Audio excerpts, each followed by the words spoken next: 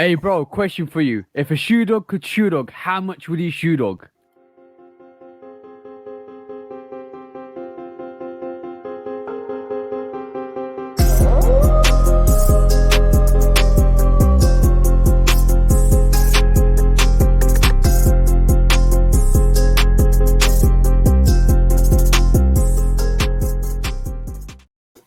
Yay! What is up? Episode 50 on deck. Welcome to the Shoe Pound, guys.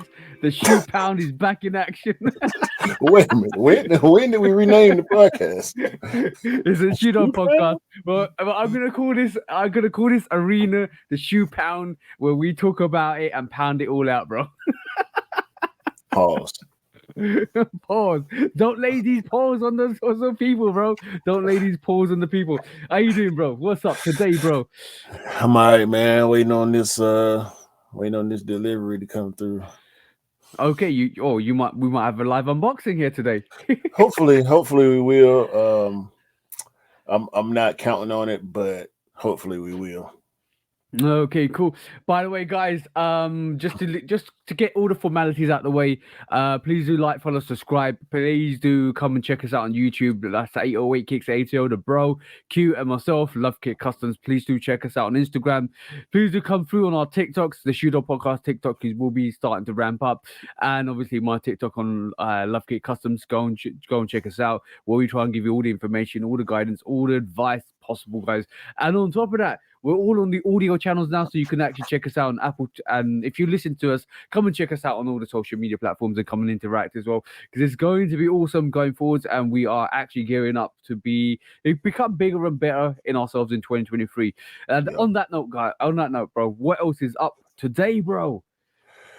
It's been a slow week, really, but we've been getting a lot of rumors, like to try to. I think like the sneaker media's platforms have been filling in the lack of news with rumors, which Oh yeah, it always happens in January, bro. Always happens in January. yeah, and people, I've been seeing people say January is slow for sneakers, but not really. Um, we just got No. a sneaker pass on in the US for the Chicago twos. Okay. The Nike stores got them a week late, so we got a sneaker pass this past week, so a lot of people was able to pick up. And on that note, last week I had a cancellation from Size. Yeah. Um, Yeah. on a US 13, and shout out to Hefe. He was able to get his pair on the sneaker pass. Yeah. That's good So because you was looking for size 13 when US. yeah, I was trying to find his 13, and he had already, because I told him I got it, and I got the order confirmation. He sent me the money, and I'm like, bro, I don't want to keep holding this man money. So I was trying to get him Yeah. as soon as I asked Scott to look out for me. I asked you to look out. Y'all were unsuccessful, but he Yep. Yep. ended Yep. up Yep. getting them on the sneaker pass. So I was so happy about that. Bro, sometimes you're wrong for that. You can't be canceling orders like that. I have a suspicion that they realized it was a US shipping order, so they kind of cancelled it.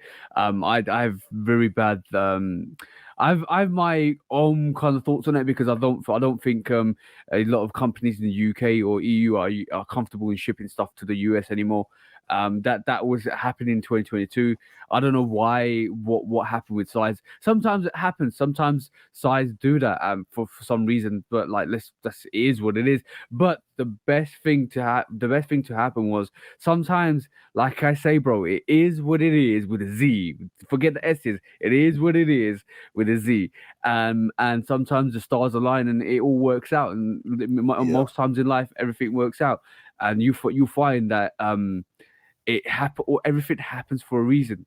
Because yeah, if you had got the size package, you might have got some customs charges on it and all of that stuff. It might have cost the bro a bit more. But then the sneaker pass went out for the twos, and he got the twos for retail.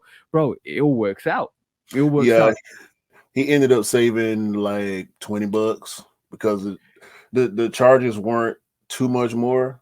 The custom fees and all that stuff is included in international shipping. So that's what really made the price a little bit higher than the normal US retail. But I'm just glad he was able to hit, bro, Yep, because yep, yep.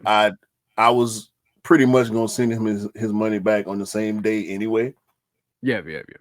But yeah, man. Shout out to the bro. He got the Chicago 2 size 13. I hadn't talked to him actually since he showed me the notification on the sneaker pass. So hopefully he did Yeah. pick up yesterday. And I got 2 more pairs coming in. Hopefully both pairs come in the right way. I'm waiting on them right now. Coming from FedEx, which is an easier final boss to beat than than UPS and that other company that we're gonna talk about in a minute. Yeah, yo, bro. I'm gonna say one thing, right? My rotation, my collection is now called a shoe pound. It's not called a shoe. It's not called a sneaker collection. It's now officially called a shoe pound. Everything you see behind me is the pound. Where the So ball's look, going. while we on the topic of twos, real quick, I wanted to show you, and I know we didn't plan this. This was gonna be like a little bit of a surprise. I wanted to just show you real quick as far Before as before before we move on, you still haven't answered the question I said to you in the start. If a shoe dog could shoe dog, how much would he shoe dog? a lot, a lot. Simple but simple but realistic. So you just got your first pair of twos. What Yeah, bro. if the Jordan 2 prototype would have actually been the Jordan 2 that we got? Oh, it looks interesting. It looks like a deconstructed too. If I'm honest, guys, So if you're actually listening to this, go and check out the podcast for YouTube podcast for the images because you'll see the prototype for the Jordan 3, or go look it up. Do the Nike Jordan 2 yeah, prototype. you can just Google Jordan 2 prototype. So this is like a one body, like one uppers. The toe Yep. box is the 2. The eyelets is from the 2, and like the shape is kind of like the 2. The wings logo look real goofy on the side right there. I ain't gonna Yeah, front. yeah, yeah. I like. You know what? Let me just say this. That prototype to me looks like a mix between the Airship and the Jordan 1. Yeah, And yeah. Minus the when you swoosh. exactly instantly when you pulled it up, I thought, you know what, that actually looks like the Jordan Airship. The back looks like a Jordan 1, and more progressively, if you look down, it looks like the Airship. But I think, you know what, I think it's dope. I don't like the wings logo on the side on the side That's side panels horrible. where the eyelets are. That's horrible. I put, you know what, one thing with the Jordan 2, which I really appreciate when I got it in hand, is the wings logo on the actual tongue. That looks dope. That's really dope. I like that effect. I think they tried to keep the Nike Air on the actual tongue on with the tag. I think if they put the swoosh on the tongue, it would look way better with this silhouette. I think they started to maneuver away from the swoosh. Mhm. Just and this looks like a pre. If I'm honest, the prototype Air Jordan 2 is giving me a lot of Jordan 1 Airship and potentially moving into Jordan 3 vibes. Yeah, a little three-ish, a Yeah, little three-ish, but some of the features from this prototype did make it to the actual Jordan 2 release along with the shape. yeah, So I don't know yeah. if you had seen this before. So I just No, wanted to show you that. bro, I've never seen that before. And guys, like this is that's fantastic. It's good to kind of go in and look at all the historical templates, bro. They did the Tinker 3, and they just released some of the prototypes of the Tinker 3 and the Tinker 13 as well. They could potentially release the prototype too. It could potentially release it as a run. Well, we got Tinker 3s. The only difference is it's got the swoosh on it. And Yeah, but that was Tinker's indication to put the swoosh on it and the Nike stitching in the medial side. So that kind of evaporated in the actual Jordan 3. Do you prefer the Tinker 3 or do you prefer the normal 3 or I the 3 like we I got? like I like both. I do have the black Tinker 3s. I like the white when I want it, not the white and red Air Max version, Yeah. but the white, black and red with the elephant print. I like that version. But I'm cool with both of them, bro. Like I love threes the way they are, the the original OG release threes and also the Tinker threes. So I don't have a problem with either. Variety is key. I think variety is key. It's always from a rotation perspective. The more I've been picking up sneakers over the years, variety is key, guys. Like if you have a lot of different sneakers, you can't always have the same sneaker. You can't always have predominantly one silhouette with one colorway. It's gonna get boring, and I know some people like to keep in their lane, but sometimes variety is key. Sometimes having something that goes with different looks, different fits, different kind of occasions Yeah. is always key. Very, very key. Yeah, I went on a bit of a sleeper run. I was just going through my collection, and I was pulling out a bunch of sleepers. I actually rocked these yesterday, the Jordan 10 camo. Hey, With hey, that's a dope sneaker. I love this shoe, bro. Like, and this is one of those shoes, much like what shoe was it? Where the Air Max concepts pack. Concepts, yeah, concepts. I was about to say that all the camo is different every single time. Yeah, no two pairs of camo 10s are the same. Even on the one pair, as you can see, the right shoe got more brown and the left shoe has more green on the camo. So I really loved it. I know people sleep on 10s a lot, so I was just going through my stuff and I said I'm gonna start pulling out some of my sleepers and putting them Yeah, on the turf, man. the light olive 9 released this week for the UK and the EU. I don't know if it released over in Yeah, the it States. released over here too. Yeah, didn't. I don't think it did too well. And a lot of people don't feel nines and tens. Out of the two silhouettes, what would you prefer? Like either the 9 or the 10? It depends because I love the first OG colorway of both pairs. The Steel 10s and the Space Jam 9s are my favorites of both the shoes. The Mm-hmm. very first OG colorway. If I had to pick between those two, I would probably go Steel 10s. Even though I Okay. love the Space Jam 9, I can't wait for them to come back. I can't wait for the Steel 10s to come back too. But Yeah. I would probably go 10 because 10s are so much lighter than 9s. Yeah. And Yeah. they super comfortable, bro. Like if anybody that The don't night. own a pair of 10s, if you get a chance to try them on, if you know somebody that'll let you put your foot in their shoe, just put a pair of 10s on feet, bro. They real comfortable. What's the silhouette that's got all? I think it's the 9. Is it the 9 that's got all the No, it's the 10. memorable? Okay, the 10 is the 10. The 10's got the whole credentials, Michael Jordan's Yeah, credentials all up his there, like points, accolades. Each accolades. stripe Yeah. lists a different accolade that he had achieved up to the point of the release of the 10s because he was playing Yo, baseball when they came out. baseball, yeah. Let me just give a shout out to all the Jordan ones and all the Jordan silhouettes with those amazing outsoles. Every single silhouette has an amazing outsole to it and an amazing representation. Like the ones is amazing.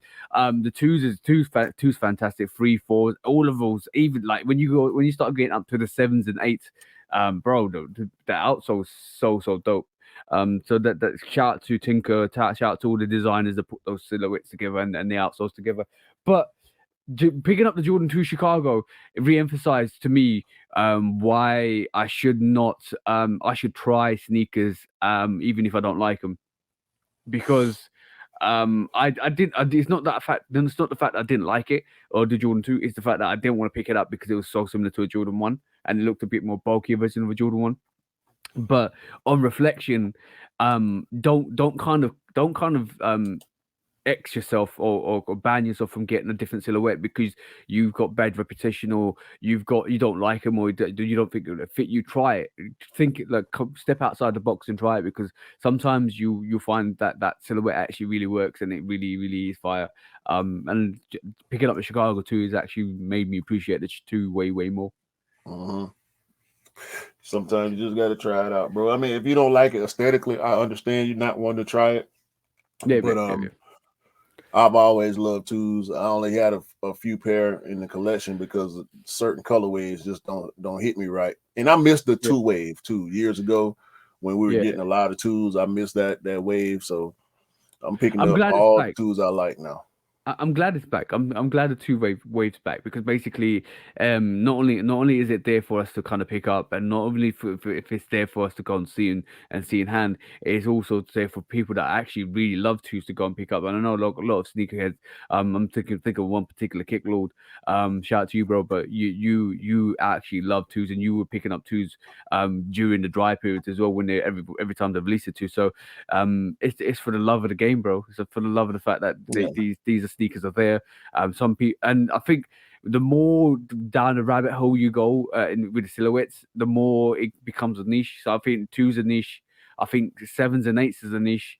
yeah. Six is potentially more of a Nah, not so much. I general. think It's when it starts to crossbreed. Sixes are more acceptable, they're and then more this particular mainstream. more mainstream. Then when you get up to nines and tens, they're more of a niche. 11s aren't Yeah. on niche. They're way out there. Hype. 12s is a niche. Yeah, hype. 11s are hype. 12s a niche. 13s a niche. 14s a niche, and and then everything outside of that nobody really thinks about. So yeah, bro, it's particular colorways, and this is why Jordan ones, Jordan threes, Jordan fours, Jordan fives. Even I think in to a certain extent, Jordan fives is a bit of a niche.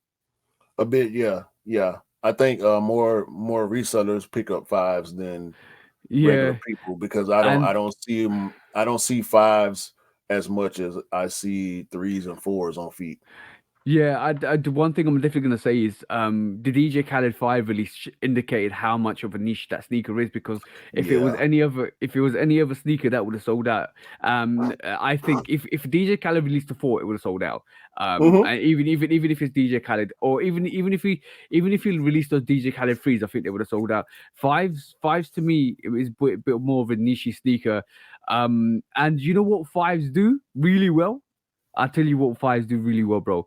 They creep up on you, and in an instant, in the next 2 years, they slap that resale on that sneaker. So look at all the fives that released 2 3 years ago. We're talking about Michigan fives, Oregon fives. We're talking about some of the greatest fives that released in like the last couple of years.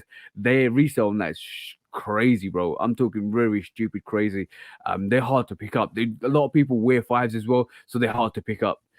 So if you do, this is why I say with a Khaled fives, if you didn't pick it up, you are going to regret not picking it up. Yeah, I feel that because I didn't pick them up, and now I'm doing a bit of a scramble trying to see what retail sizes are left, and there are some small sizes left. So if you rep small foot gang, go out. If you miss them Khaled fives, they're still out there for retail. A lot of different places, few and far between, but a lot of places. If you know how to look, you can find them for retail still. Exactly that, exactly. And if bro, if you need an assist, I can go and venture for you to try and get you those in your size as well. So if you need it, just let me know. We'll see. We'll see. We'll see. I'm giving you Um, options, bro. I'm giving you I know, options. listen, I already know I can reach out to y'all, particularly you and Scott, and Cam also on the VNDS side. So I know when I need a assist, I know I can reach out. So I ain't too 100%, pressed bro. right now. I'm just doing my due diligence and paying attention to what's going on with that shoe because the release was slow and all of a sudden they took off and they out of there. So Yeah, I've got this finger crossed and I've got this finger crossed and I'm hoping we see the others come out. I don't think it's not very likely. It's not nah, very likely, but I'm hoping one day we're blessed to see other versions of that 5 come out because let me just put it this way, and I keep raving about this. The Khalid Fives was such a dope sneaker last year. 2022 crept up, came out of nowhere pretty much, and then all of a sudden took over the full time of 2022. And to be honest, there's a lot of hype going into it, and the hype died down, like it instantly died down. Do you know what? One thing before we go into the quick strikes today, one thing I want definitely want to say, like when sneakerheads literally say we want this back, we want this back, we want this back. Like, I'm talking about we want Mocha Freeze back, we want a different silhouette back. Well, we want these fives, and then when they do release, and not It's and then and again it's like you're almost gaslighting the sneaker for them to release it, and then they all of a sudden just sit. Like I remember, I regret not picking up the Mocha Freeze, but I remember when they came out, bro, and they outlet, tanked. They outlet, tanked, bro. bro. Yep, they When tanked. I when I first started going to Nike outlets regularly, that Mocha 3 was the first shoe that I saw. And I'm being honest, I'm not a fan of the Mocha 3. I get it, I understand the history and the importance of that shoe. But in 2018, it went to the outlet, bro. And Yeah. no, I'm sorry, was it 19? No, 19. Yep. I saw it in the Yep. outlet in 2019. It released in 18. So yeah, man, Mocha 3s, just like any others, like people right now, when we got rumors about the playoff eights, you see people in comments, I can't Gassing wait, it. I can't wait, I can't wait, I can't wait. And when they drop, they're gonna be probably pretty easy to get outside of the resale community picking them up just Oh, to hold on to them. bro. Whew. The eggnog 8. Did you see the eggnog 8? I don't want to talk about that shoe, bro. Why That did shoe, bro. That eight nog is. Oh, I don't want to talk about it, bro. that They I because it's can't not believe they that I not gonna can release it, bro. I know, bro. They gotta I can release it, you bro, that's very close to like that colorway is almost really close to the Rue 8s. It's just different enough to be not associated with the same sneaker. bro. Um uh, If that ain't a Christmas release that they do in the next couple years, bro, I will be very disappointed. They because we get Grinches every year from different brands, and LeBron gonna do his Christmas run, and a lot of companies and signature athletes do their Christmas run. That eight nog, bro. They got it should they should drop it around Thanksgiving yo, because bro. eggnog being in the alcohol distribution industry, I'm seeing eggnog in August Yeah. because a lot of companies they don't produce a lot of eggnog like the alcohol brand collaboration eggnogs. They sell out very quickly. So from August and September, before I just Halloween, even we I just seeing want to eggnog, I just want to bring this to the visuals because like if you haven't seen the eggnog 8, guys, you need to come and check out the podcast on YouTube and look at how beautiful this eggnog 8 is. Like this sneaker, the eggnog 8 with with it goes from different variations of tan brown, cream to tan cinnamon, brown to dark brown to yo, that cinnamon touch on that actual overlays on those wing overlays, bro. Those strap overlays with that touch of that cinnamon brown, bro, speckled all over. This sneaker is dope. I don't know why this is a PE. This needs to release. I hope we get something similar in the future. And I'm hyped for the Jordan 8s, bro. I want some more Jordan 8s. I've got two in my rotation. No, three in my rotation as we speak. I've got the champagnes. I've got the Rui taxi. 8s and also Taxi 8s. I need more 8s, bro. I've been so hyped on 8s since I got the Champagne 8s a couple of years ago, and I was just waiting for 8s. I was waiting for 8s, bro. I'm waiting for those unique looking 8s. I'm waiting for the OG 8s. I'm waiting for the playoff 8s. I'm waiting for some Bugs Bunnies, bro. I'm ready. I've been sitting here. I've been really tempted to buy them for VNDS, and I know they're coming back out. So I'm just sitting back and Well, not wanna buy it. 2023 is the anniversary of the eights. We had the seventh anniversary last year, so we should be getting some good eights this year.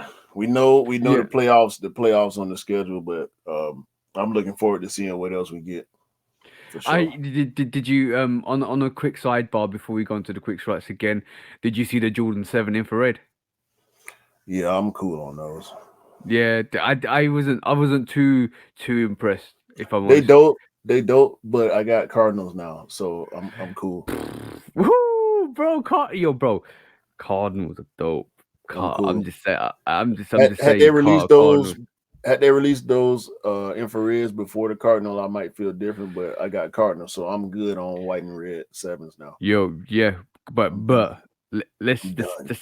let's just say those Cardinals are dope. Those Mhm. Cardinals are fire. I can't wait to get the Cardinals on feet. I've got I want to put the Flint Sevens on feet this year as well in summertime. I'm definitely gonna do a summertime rotation where each week I'm gonna bring out a new summer sneaker. I'm talking like UNC fours, Lightning fours. I'm talking about PSG fours. I'm talking about Georgetown Sixes. I'm talking about the Flint Sevens, bro. It was gonna be mayhem this summertime. It's going to be crazy this summertime. Let's just see if you post pictures because you don't post pictures, and I'm Yo, sick of it. get get off I'm my sick back, of it. bro. I'm sick of it. I'm telling you, I'm sick of it. I done said it before. I'm gonna say it again. And anytime I said I was gonna ride you about it. Pause. But I decided, no, I'm not gonna make a big deal out of it. But anytime you give me an opportunity, just a little sliver to slide in there and get on you about it, I'm gonna be on you, bro. I'm telling you, because you know Bro, how I do. I went yesterday after I talked to you yesterday, because we was actually finalizing the list for the podcast. After me and Mrs. went to a was it a Japanese hot pot place? Was it probably Japanese? Yeah.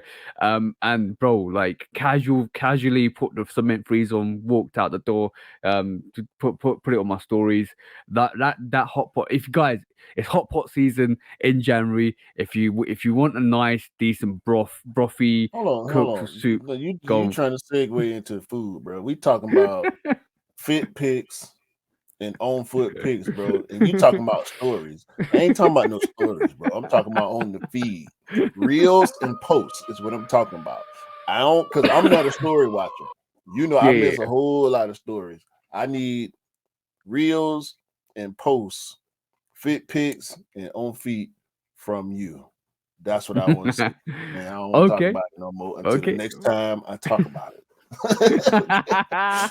I'm sick of it. Cause you got way too many pairs, bro, for us not to be seeing what's going on over there. But Yeah, I we gonna did. digress into the quick strikes. Cause So, I'm so not somebody asked me a question the other day. How many pairs do you have? And I could not to answer the 200, question. Hey, 200. I know I you got I over could. 200. Yeah, yeah, yeah. I could not answer the question. I did a little mental count. I just looked back there, looked back there, looked back at the pile, did a rough chat, times it, and yeah, I've already got over 200. And we're going to do Instagram live on Thursday. And it's going to be about the Jordan One takeover, and we're just going to bring out some Jordan, like all you can showcase all our Jordan ones, like me, Ian, and Mike. And I did a little bit of a mental count. I looked back there and did a little bit of a me, and I was like, shit, I've already got over 40 pairs. And you ain't wore none of them. What Moving do you mean? on. Hold on, hold Moving on. Oh, on. You ain't wore nothing. get those paws off me, bro. No, no. I refuse, bro. I refuse. Okay, I'm gonna look at the camera and say this. I refuse. Okay, and that go for all y'all too. Shout out to D Sneaks, man. D Sneaks is putting you to shame right now. If you look at D Sneaks, his Instagram feed, bro, he putting it on, bro. That's part of the reason I rock with him so hard. He gonna get on the podcast too at some point. But We shout have to out to get one. everybody that's dropping the dope on foots and fit pics, man. I talk a lot of crap, but I mean it. You know what I'm saying? Because when I put mine on, yeah, yeah, yeah. When I put mine on, you're gonna see pictures. Trust me. Even if I don't post them that day, I got some pictures in my phone right now. I'm gonna have to do a bit of a dump because I got a bunch of pictures that ain't posted yet. Yeah, You need to, you're gonna you need see to. it. You would definitely see me more, with more fit pits coming soon. Just I because you heard, want it, I I'll heard, do it. I heard it I do. before. I heard it I do. before. All right, quick strike time. I'm gonna change subject. I'm changing subjects. Quick strike time, guys. And what's on the quick strike today, bro? Um, so you brought to my attention the year of the year of the panda, year Yeah. of the rabbit dunks. Yo, don't start that pandemonium here, bro. No, we going into pandemonium. We going into pandemonium. But the year of the rabbit releases, I was only paying attention to the Jordan releases because I'm so looking forward to that Jordan 23 year the rabbit, which come to Yep. find out is gonna be 260, bro. Yeah, damn, Hold on. Hold hold hold 260. hold hold on. What's 260, bro? The The Jordan 23. 23 I year can the see it. rabbit is I gonna can be see it. 260, dog. I can see why. I That can. packaging better be ridiculous, bro. And it's supposed to be coming out on January 22nd. That's the rumored dates, but we'll Yeah. see, man.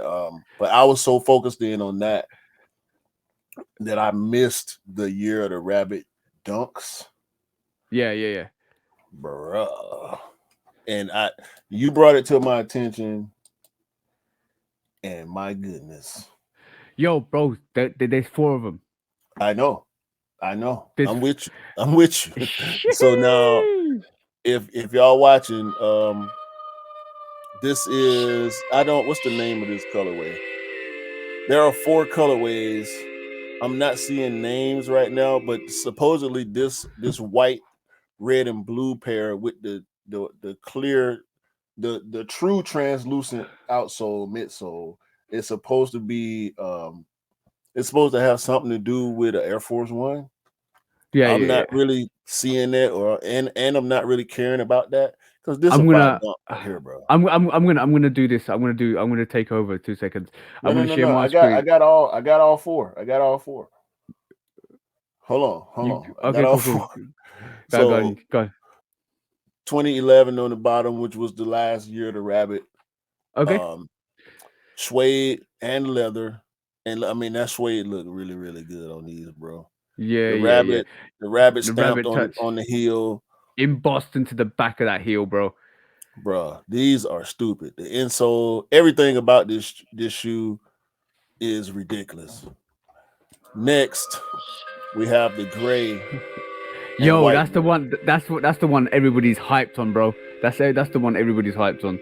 Yeah, gray, white, and brown. I'm not as excited about this pair as I am one of the others that we're gonna look at, but this is definitely a stupid dope colorway right here. I hope everybody goes in for this one because Yep. Yep. Yep. I'm thinking I might try for one of these. You know that SB with that dunk without disrespecting it. I'm gonna say this: if nobody gets those Jordan 1 a year, Jordan 1 lows year the rabbits, which are limited to 5,000, they'll be jumping on these because it's very similar. Yeah, it is very, very similar. The only thing that's different about it is there's no green. They went with Yep. cream instead of green. By the way, chenille swoosh on all of them. Yeah. This brown and Whoo! orange one is my least favorite You know of the who's gonna pack. be feeling that though, bro? There's Yeah, only one person I know. I imagine Cam going in pretty hard for these. Yeah. Yep. Interesting, very interesting colorway on this brown and orange pair. If y'all just listening to us, Did you just see? Did Google Nike Dunk Year to Rabbit 2023, and you should be able to find I pictures of think I all think four. that I think they're the they're the lunar pairs. I think they're called the lunar pairs. Like it's got that chlorophyll green on the back as well, bro. That that Yeah, that's nice. and That's nice. I like that little touch on the back. the 2023 lace do braids, and once again, chenille swoosh, chenille patch. The box is The dope. box, the box, bro. Yeah, Almost washed out white gray box, bro. That's dope. and I think all four pairs come in that box, Yeah, which is yeah, they gonna do, be they do. it's gonna be cool for the people that's going for it and be able to get all four pairs. But my favorite of the pack is probably this one. Hey, yeah, yeah. The color contrast is dope, and that is the blue toe with the white creamy white underlays with the white Chanel swoosh with the orange heel patch. Bro, like that's dope. That's very dope. Yeah, Very dope. I'm going in for my wife on these. She don't know. Yeah, Hopefully, she can't hear me right now. But I'm going in for my wife on these. Smallest, I don't know. They probably won't be full family size run. So hopefully, I can get my hands on a men's 7 in yeah, yeah. these. And Do you want me to go through the full run of all the Lunar Year the Rabbit releases? yeah, let's do that. Okay, cool.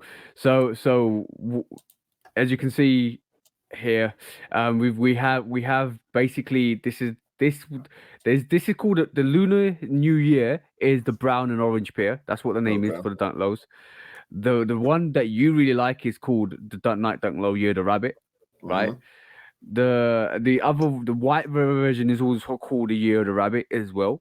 And then you've got the brown pair, which is also called the Year of the Rabbit. I don't think they got official names. It's gonna be called a colorway with official names. Right. Then you've got you got the Nike Dunk High Lunar Year, which is similar to the lows, which is basically a high version. It's got translucent outsole, but everything else pretty much is the same. It's got a bit of an inverse, where the overlays are darker than the underlays that are lighter, unlike the low. And you still got that semi-brown sandy colorway to that as well. That I think the highs are dope as well. You've got the Air Jordan 1 OG Year the Rabbit, which is basically five. I think it's 5,000 pairs. I think all of these are gonna be super limited, but this is the most limited one. It's numbered as well, which inside the undertongue as well. So that and it's only 5,000 pairs. It's gonna be absolutely really crazy and hard to get, if I'm honest. Yeah. And it's giving off so much Travis Scott vibes that anybody that if Travis Scott didn't release his original Mocha One lows, nobody would be actually going through this. I don't think this would have happened if Travis Scott wasn't there. But this is going to be super limited. And 5,000 pairs is not a lot for this, bro. And I think it's going to be very exclusive to the US, if I'm honest. Or I don't think. No, actually, I correct that. It's going to be exclusive to the Asia regions, I reckon. We'll see, man. That's going to be the most difficult pair of any of these Year the Rabbit pairs for Yeah. sure. Then you got Air Jordan 23, which is the Year of the Rabbit, which is the one that you said is $260, which I think is still crazy. I think that's a dope pair. You've got the Blazer Nike Focus. Blaze, yeah. Then you've got the Nike Blazer Mids Leap High, which is another year like a Year of the Rabbit. You can see I more of that imagine more of that furry. I imagine Polar going to be going in for those. Yeah. You can see the furry tongue. You can see the furry back as well. It almost looks like a rabbit tail at the back of that blazer as Yeah, well. I I don't think like that's it. dope. You've got the Zoom Comfort 2 Year of the Rabbits as well. They're in that Air Jordan 1 high Zoom Comfort 2. I think they're dope. You got Yeah. the Nike Huarache Craft as well, which is the new lunar layer, There go that word. new lunar There year. go that word, Hey, craft.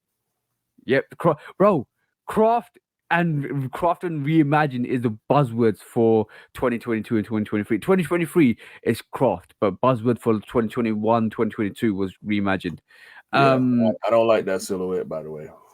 what the Huarache Craft? Huarache craft it looks good for training purposes, but as far Yeah, yeah. as casual, no, no good. Now, also you got the Nike Air Force One Low, Leap High as well, which is I think that's kind of nice. Yeah, they cool. And what you realize is most of these have got this is also got that Chanel swoosh. You got the Nike Air Max 90 Futura Lunar New Year as well, which I think that's kind of dope. I like that. Yeah, they should have put craft on those too, because Yeah, that's not a normal Air Max 90 silhouette. yeah, definitely. I like these as well. The Jordan The Jordan 312, Legacy yeah. 312 Year of the Rabbit. I still haven't seen the legendary 312 that we saw earlier in the earlier podcast in December. Yeah. I What haven't seen that. happened to that? I don't know. And to be honest, the pictures did it more justice than the actual in hands. I've seen it in hands. It's not that as great as the pictures. I was a bit disappointed, but it hasn't come out yet, so it might still 312s might make a big comeback this year. So I'm predicting that, especially with this Year of the Rabbit. I do like this Year of the Rabbit 312. I think that's dope. You also got the Air Jordan 37 Year of the Rabbit. Which is Moving on, dope. yes, which is dope. Like that. It's giving me that. Doesn't that look like more of a 9? Yeah, I don't really get the correlation from the 37 to the 7 so much No, no, no, as no, the no, other no. silhouettes did, but I think this is a dope colorway. I'm looking forward to seeing some NBA players with these on court. Yeah. You got Nike Air Max TW Lunar New Year. Then you move on to the New Balance 2002 R Lunar New Year. Look like a So you got protection two. pack. Hey, Look like a yeah, protection pack. it does. Then you also got the New Balance 9060 Lunar New Year, and Fire. bro, fire, Fire. fire. Fire. You're the fire. Fire. 1960s are killing it this year, bro, and last year. Woo! Fire. Ever since the collaboration with With with Joe Fresh Goods. Joe Freshgoods, they just enlightened. Obviously, the 550s get a Lunar New Year. You got the 574 New Balance 574 getting new Lunar New Year. Yeah, bro. Everybody's celebrating that rate Year of the Rabbit, where Nike and Jordan Brand are doing it the most at Yeah, this if moment. you in any brand, I feel like if you have smart marketing people, they should have been on this last year, bro. Yeah, Anytime, just like Jordan come with the Chinese New Year's all the time. The New Year releases, just like the Christmas releases, just like the Thanksgiving releases, are important for the fourth quarter for these companies. For the fourth quarter projections and the first quarter releases, I think most companies that have heat should definitely roll with the New Year attacks. yeah, It's easy sales, bro. yeah. It's easy. Exactly. It's not necessarily a collab. You can't really call it a collab. But as far as packs go, I think it's smart for most companies that have silhouettes that are selling well to go with the New Year themes, bro. Yeah, yeah. I feel most of these New Years and Chinese New Years are basically going to be geared up for the Asian market. I don't think we're going to see the Jordan 1 lows at all in outside of Asia or China, bro. It's going to be really hard to see them anywhere else. 5,000 pairs, that's all going to be released to the Asian countries. I feel that's what's going to happen. It's gonna It's be a it's a pity, lot of disappointed sneakerheads about that. If yeah, that's because true. yeah, moving swiftly on, bro. I want to get your opinion on this, bro, because like this is the calm slides from Nike. What's your So opinion, bro? I haven't seen these green colorways. I've only seen the black, white. There we go. The the We the, got the black colorway, bone, bone. the the black. Yep, no, like almost like almost replicates the Onyx Adidas slides, the colorway. Then you got the tan brown, And and see, you got see, yeah, this one I have not seen the teal. this one or that other. Yeah, Yeah, this looks like an aqua, and this looks like a teal colorway. seafoam. Seafoam. There you go. That's probably a better word to it. It looks like it's gonna come out pretty soon. I think it's gonna come out in January time, bro. Like really, really soon. So They if you gon' want they those, gon' they gonna drop definitely for spring you because reckon? yeah, the slide wave is not going away. And I was just out the outsole is nice too. Yeah, yeah. But You know what I've my, noticed? You know what I've noticed with Nikes at the moment? All the outsoles, especially with the Air Max ones and even the slides, you see that creator vibe to it. You know the speckled vibe that you got on the creators. They all that recycled materials. They think that you're utilizing that in their actual sneakers. And I feel like every time you see anything speckled on the outsole, it gives you that recycled creator vibe. well, okay, so let's talk about that. The crater, the original craters, the 001, 2, 3s, and 4s Hmm. that released a couple years ago were all touted as comfort training shoes. Yeah, yeah, We got a lot of women's colorways with those, but I've seen so many people, especially people that work at sneaker stores, love those Crater Nikes. yeah, yeah. I don't have any. I bought a pair. I reviewed it, and it didn't fit right with me. It didn't. I found that they ran a little big, Okay. and I didn't like the look of them. I didn't get the one that I really wanted. So I took a constellation pair, which I believe was the '04. I wanted the 001, and we haven't seen as many of those release for whatever reason. But the 004, I'm if I'm not mistaken, the 004 is the pair that where they keep doing different colorways. and that's the most popular one because I think they did so many colorways and they keep releasing them.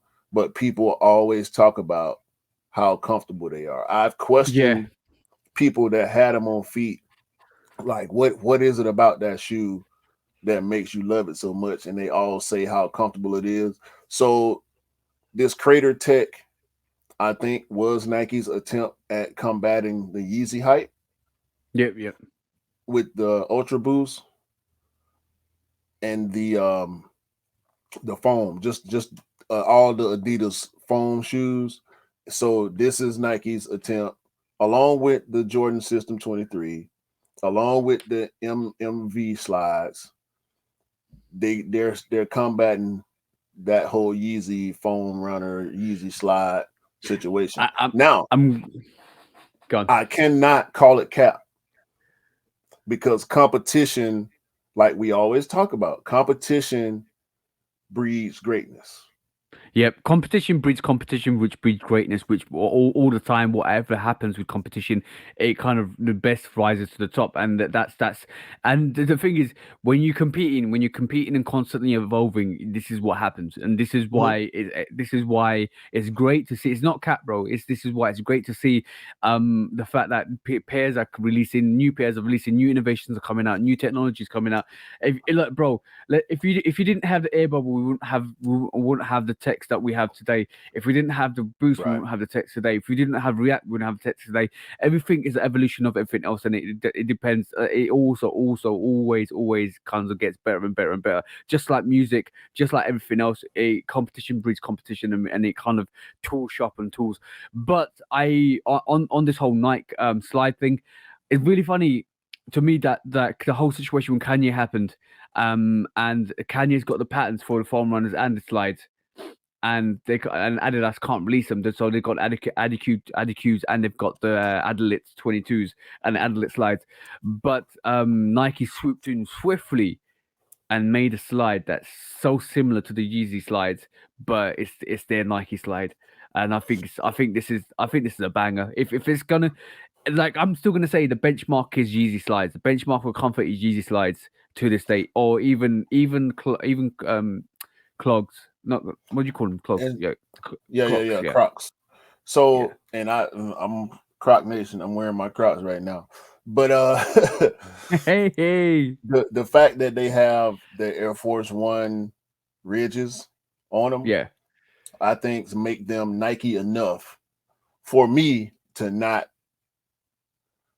necessarily compare them to the Associated Yeezy with it. slide. Yeah, not to Right. be associated. They can You be know, compared to, but they can be associated but not compared, in my opinion, if I that love makes the sense. swoosh. I love the swoosh on the inside line in. So that's dope. Yeah. I want to see the test of you can make any model you can make. You can make any design you can make, but the whole question comes down to is, are they comfortable, and are they comfortable as Right. Yeezy slides? And if they are comfortable and are comfortable as Yeezy slides, Nike's onto a winner because everybody's moving swiftly on. I don't think we're going to see a lot of Yeezy slides in the near future because that's Kanye's property and intellectual property. He has the rights to the slides, and that's a genius move from him, especially because I think that's the only thing that's holding the brand up. Well, was holding the Yeezy brand up for a little while was the slides because they were doing really well. But if Nike's come up with these Nike slides, and if they look good, I'm gonna say they look good, and they look good. They look very similar to Yeezy slides without being a Yeezy slide. They've got all the emphasis of being different in terms of what you just said. The outsole looks like the Air Force One. The insole looks like Ridge's insole looks like dope as well. It's got swoosh on it. It's got nice design to it. It's got nice colors to it. But the big question is, and the big question is going to overhang is, are they comfortable?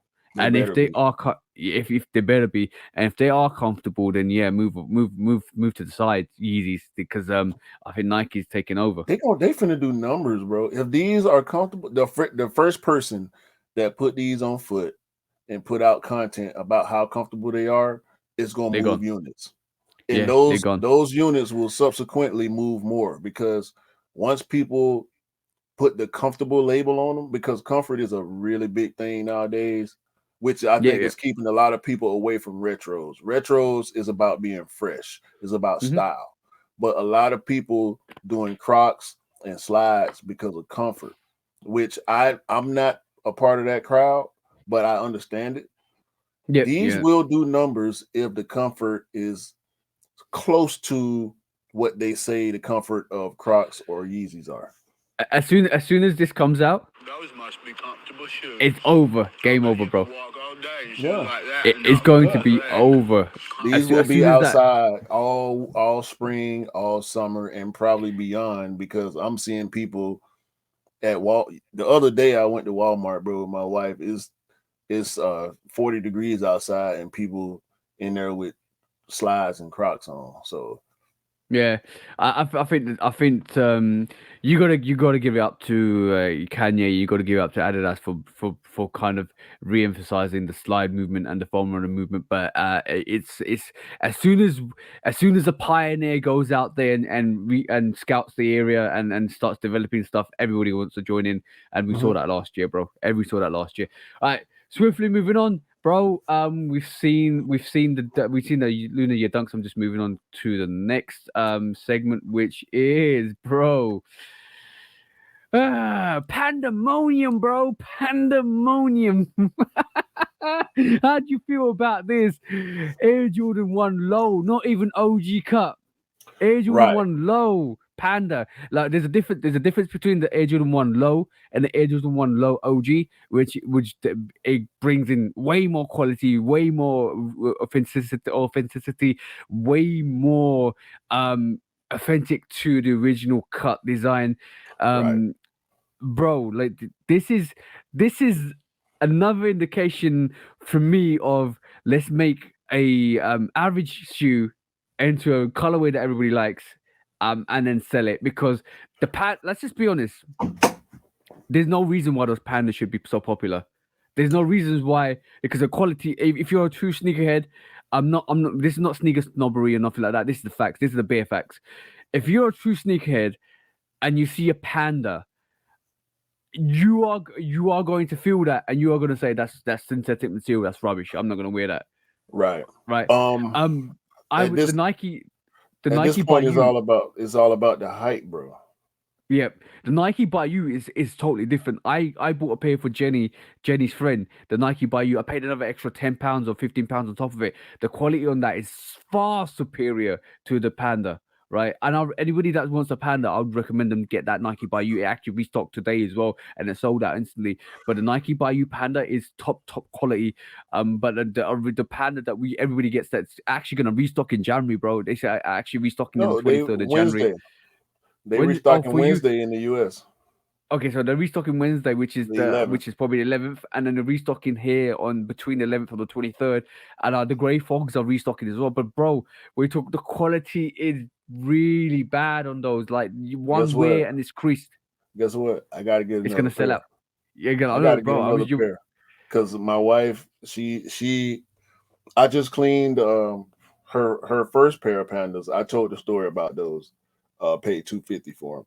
But that first pair that she paid for, she wears it so much. I just cleaned it last week and it's holding up pretty well. I can't front on it because and my Okay. wife she's told me and I've seen over the years that she is tough on her sneakers because she don't care. It ain't like Yep. she out here going hiking, but at the same time, she don't pay attention to the cleanliness. She don't have a sneakerhead walk. You know what I'm saying? Okay. Yeah. Subconscious So sneakerhead book. exactly. Which you can develop over time if you care enough. But she beats them and they're still intact. She's been wearing them for about a year now. She has a second pair, which is the Next Nature pair, and she wants a third pair so she can just be done with them for a while. Yeah. Every time she sees them, every time she wears hers, and we see other people out wearing theirs, and she'll look at theirs and then look at hers and be like, "I need another pair." But You know at what? this You know what point, it it's is, because about height. Yeah. I think when you look at other people's pairs and they bash them up, you're like, all right, cool. I think just your wife knows that they are a pair that will, if she eventually get really bashed up, so she needs another pair Yeah. as a reserve. But how do you feel about this Air Jordan 1 Low Panda, bro? Because this is another sneaker that would not as great quality as an OG cut or OG Jordan 1 Low, and it's another Panda cut variation. Bro, let's just be honest, the Dunk Low and the Jordan 1 Low is very similar. So everybody that's gonna pick that up, that doesn't pick up, if you think about Dunk Low selling out as a Panda, and if it does sell out and this comes out straight after, this is getting sold out. Yeah, no. So the Jordan 1 Retro is the same as a Nike Dunk Low Retro versus the Jordan 1 OG and the Nike Dunk SB. Yep. That's the best comparison you can do, bro. The best So comparison. if you go Jordan 1 Low Retro versus Jordan 1 Low OG, it's here and there. The OG is Yep. up here, the Retro is down here. Same difference with a Dunk Low Retro is down here, and a Dunk Low SB is up here. And as far as quality is concerned, we're talking about leather quality. You can argue colorways if you want to. That's a matter of opinion. But when we're Yep. talking about construction and quality, retro lows are not as good as retro low OGs.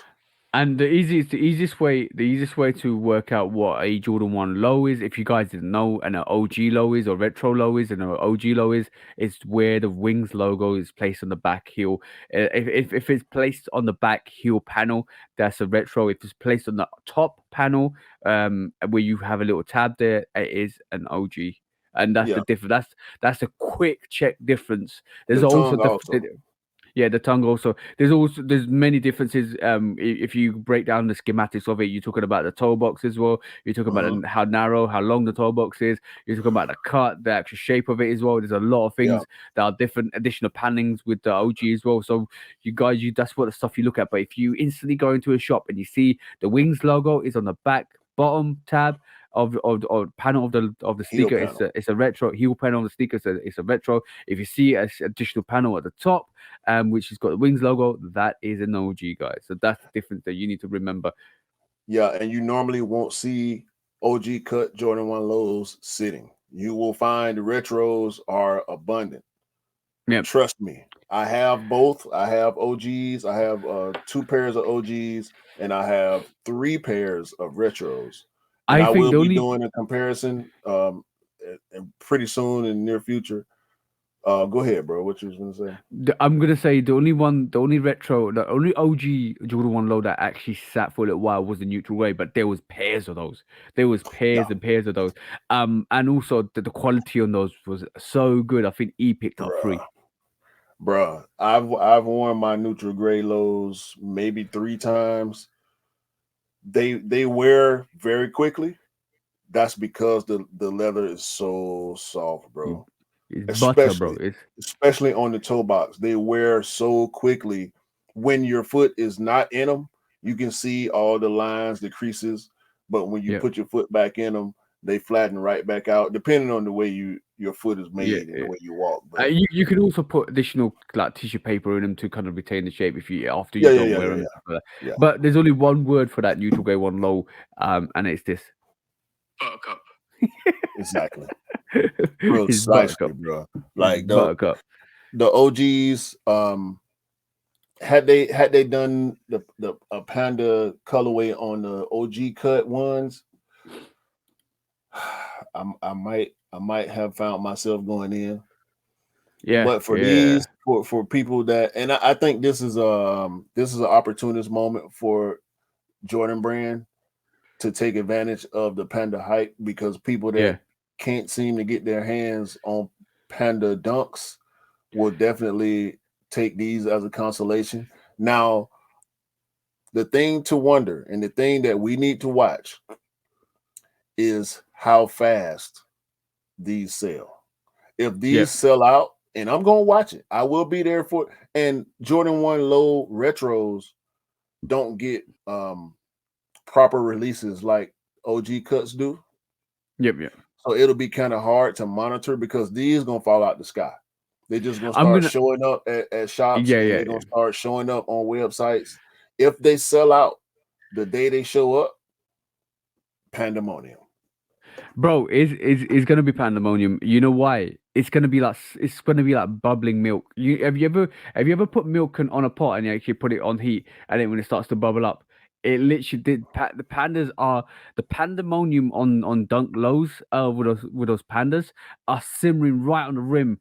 You add something else to it, it's spilling over. It's gonna spill over to different silhouettes, and this is why it's spilling over Guys, to the dunk Air Jordan 1 low. Like I don't think the highs do well. The highs are still sitting. The dunk high pandas are sitting. The lows sell out. for The some lows reason, sell out why? And we know we because got mids, we got canvas mids coming, dunk mid pandas. yeah, we got panda dunk mids coming. But bro, I thought you're gonna showcase another panda to me, aren't you as well? Yeah, so this is pandemonium is indeed a real thing because Yay, Kai then jumped cool on the guy. panda wave also, and he took a different approach with it, which I can appreciate. He actually went with the pony hair on his pair. Oh, dope, bro. Yeah, Dope. That's dope. That's dope. so That's dope. he went high OG cut with the pony hair. Sail, that's not even sail, like that's Manila. Yeah. Manila midsole on them. Vanilla Manila. Yeah. And also the packaging. I talked about Kai's packaging before. Yeah. Bro, that box Kai. is stupid. Yo, the Guess fact that he's what? got actually got a panda on it Lowe's. as well. Lows as well. They're selling out, bro. They're definitely selling out. I Oh like no, the the lace up on that. highs. He dropped the highs last weekend, And I this think. and they sold out. They They sold out. gone. I saw those. Yeah, no. They gone. Sheesh. Shout out to Kai. Shout out to Kai for doing that. All right, bro. Merch Next also. subject. He dropped merch. Keith Chief merch. Chief Keith Keith Chief Keith merch Keep also merch. to go along with the pandas. So yeah, man, Kai gonna keep rolling, bro. And he jumped on the Okay. pandemonium wave like he was supposed to. Yeah, definitely. All right, cool. Next up, quick strike is this situation, bro. Like, this is Adidas. Bro, before we talk about it, how ironic was it, right? That I literally switched on the NBA.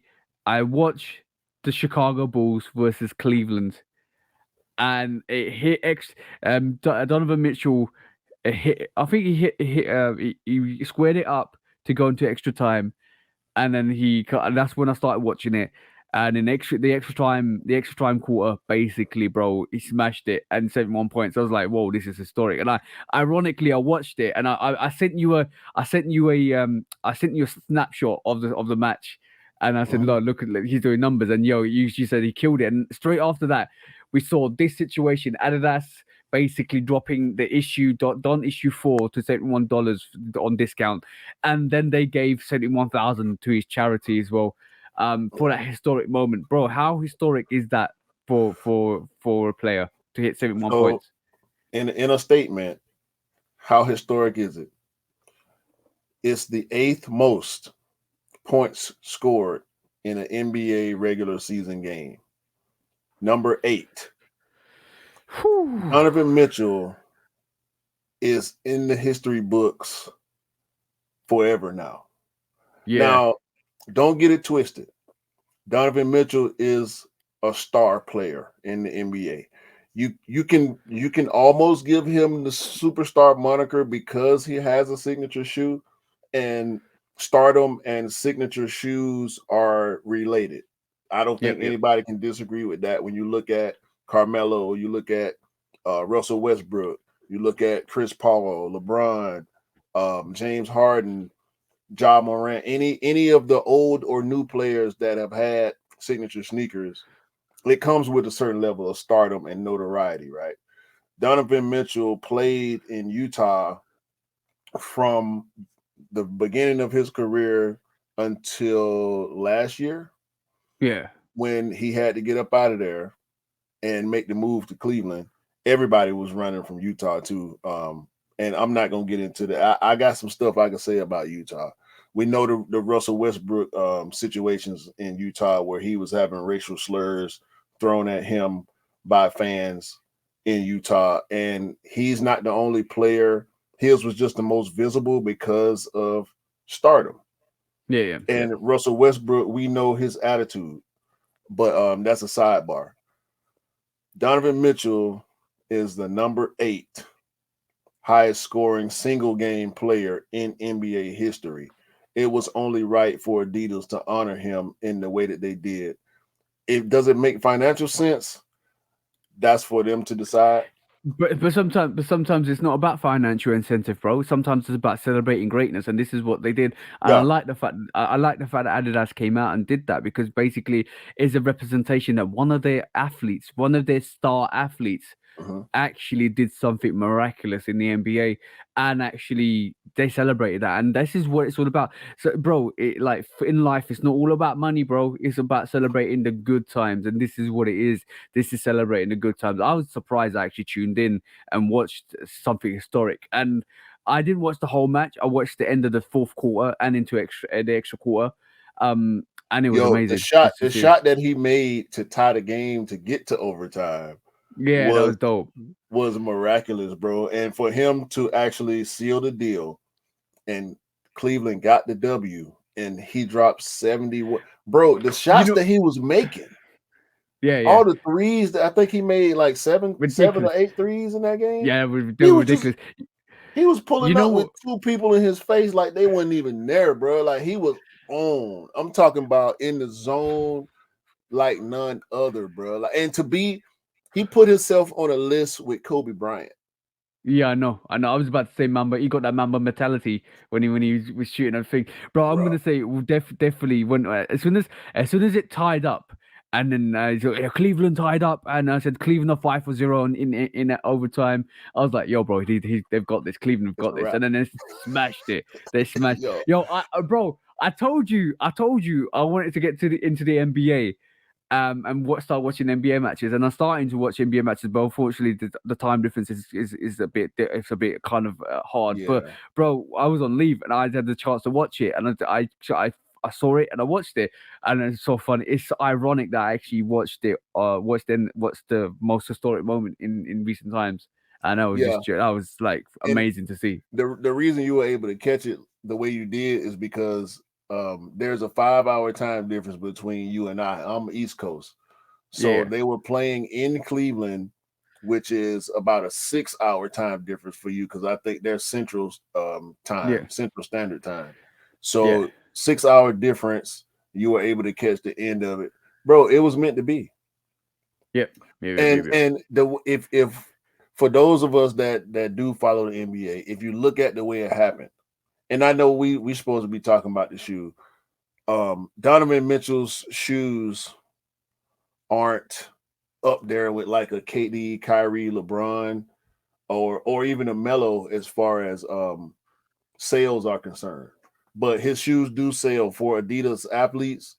I think most of the Adidas athletes either wear his shoe or they wear James Harden's shoe. But the way he started the game, I think he had like 7 or 8 points in the first quarter. yeah. Next quarter, he scored 13. The next quarter, he scored more. In the fourth quarter, he just went crazy. And in the overtime, he sealed the deal, bro. It was a progressive build up throughout the game, Yeah. and he got it done, It bro. was Like shout it out was to Donovan perfection. Mitchell, man. Yeah, shout out to And Donovan Mitchell. his nickname is Spider. Yeah, and was it Spider Mitchell Foundation got 1,000. That's the one. Exactly. Yeah. Exactly. So Bro, so that was so good to watch. Actually, you know what? That's got me even more energized to watch some more NBA going forward in 2023. I did watch it back in the day. What in the 2000s.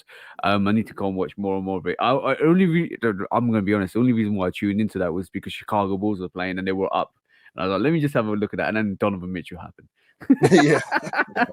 And listen, the Bulls, the Bulls aren't the Bulls haven't been a great team since the unfortunate injury of Derrick Rose. years back because had Derrick Rose not messed up his knees, he would definitely be in the greatest of all time conversation with the path that he was on. Yeah. But I will say DeMar DeRozan has had a resurgence like none other, bro. Like DeMar DeRozan, people thought DeMar DeRozan was gonna be done when he left Toronto, and this man that came to Chicago, bro, and all of a sudden he looked 5 years younger. How many? He actually got loads of points as well. And nobody's talking about that. Well, how many points did he get? I do not remember it. I ain't gonna lie, it was overshadowed. Everything about that game was overshadowed by Donovan Mitchell, bro, dropping 71 points. I'm pretty sure. I'm pretty sure it was up there in the 50s, bro. Probably because the DeRozan, bro, he can do it all, bro, and he's fearless. Generational talent, man. As far as I'm concerned, like if anybody that pays close attention to the NBA and follows the star players, y'all know what DeMar DeRozan is about, bro. DeMar DeRozan want all the smoke. He ain't backing down from nobody. He logged 44. Sorry, I told you it was up there in the 50s. He logged 44 points, bro. 44 points. It got overshadowed. It got overshadowed by Donovan Mitchell. Had Donovan Mitchell not had the game that he had, that game's signature would have been DeMar DeRozan's 44, which is not easy. Scoring 44 points in the NBA don't happen every game. You know what I'm saying? And that's the testament to how good the Donovan Mitchell was. Mm-hmm. Dan, that was a game. That was a game. On moving on swiftly, bro. Excellence is excellence. I'm glad Adidas did that because they've done so. They actually celebrated an athlete, and that's the most important thing. It's like when you have signature athletes, and when they do something amazing, you got to celebrate that because you got to show them that you respect what they've done on the court because it's that athlete that's bringing you that notoriety to your brand as well, which is important. Yeah. They showed out. They showed out with that, man. Shout out to Adidas for that. Yeah. Moving on. Next, we're talking about Adidas again, and this time it is the Bad Bunny Adidas Campus Off-White. I know he's moved on from the forums. This looks very similar to a forum, if I'm honest. But bro, we thought Bad Bunny was done. I think Bad Bunny's path is very similar to Travis Scott's path, and we mentioned it into an earlier podcast. Travis Scott's last Jordan 1. I think Jordan 1 in total, or it might be just Jordan 1 low, is the olive. And obviously we saw Bad Bunny release his last forum, which was the all cream white pair. And now he's moved on to the forums. I think Travis is moving on to the sevens. Not forums, I mean campus.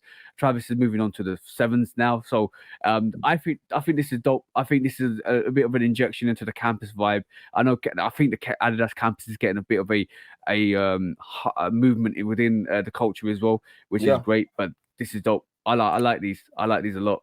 I think, and I could be mistaken, but I think Mars will be happy about this.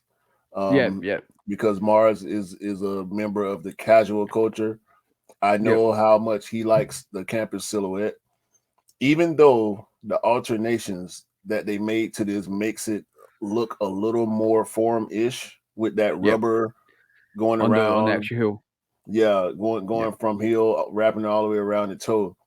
But that's what makes me like it because I don't like the campus silhouette. It looks very flimsy to me. It looks kind of skipperish. You basically hit the nail on the head. It gives it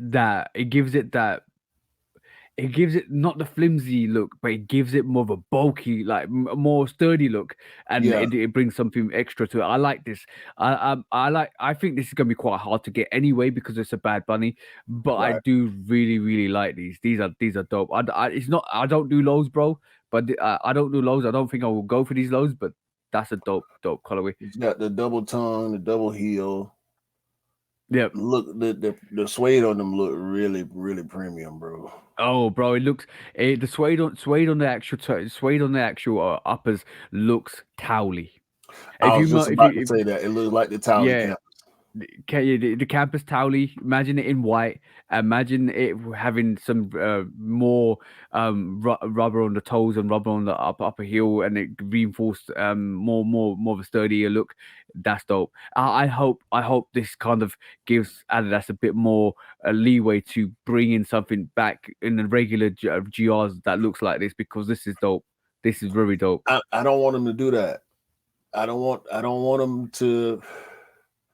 Maybe this will push sales on the OG campus silhouette, but Yeah.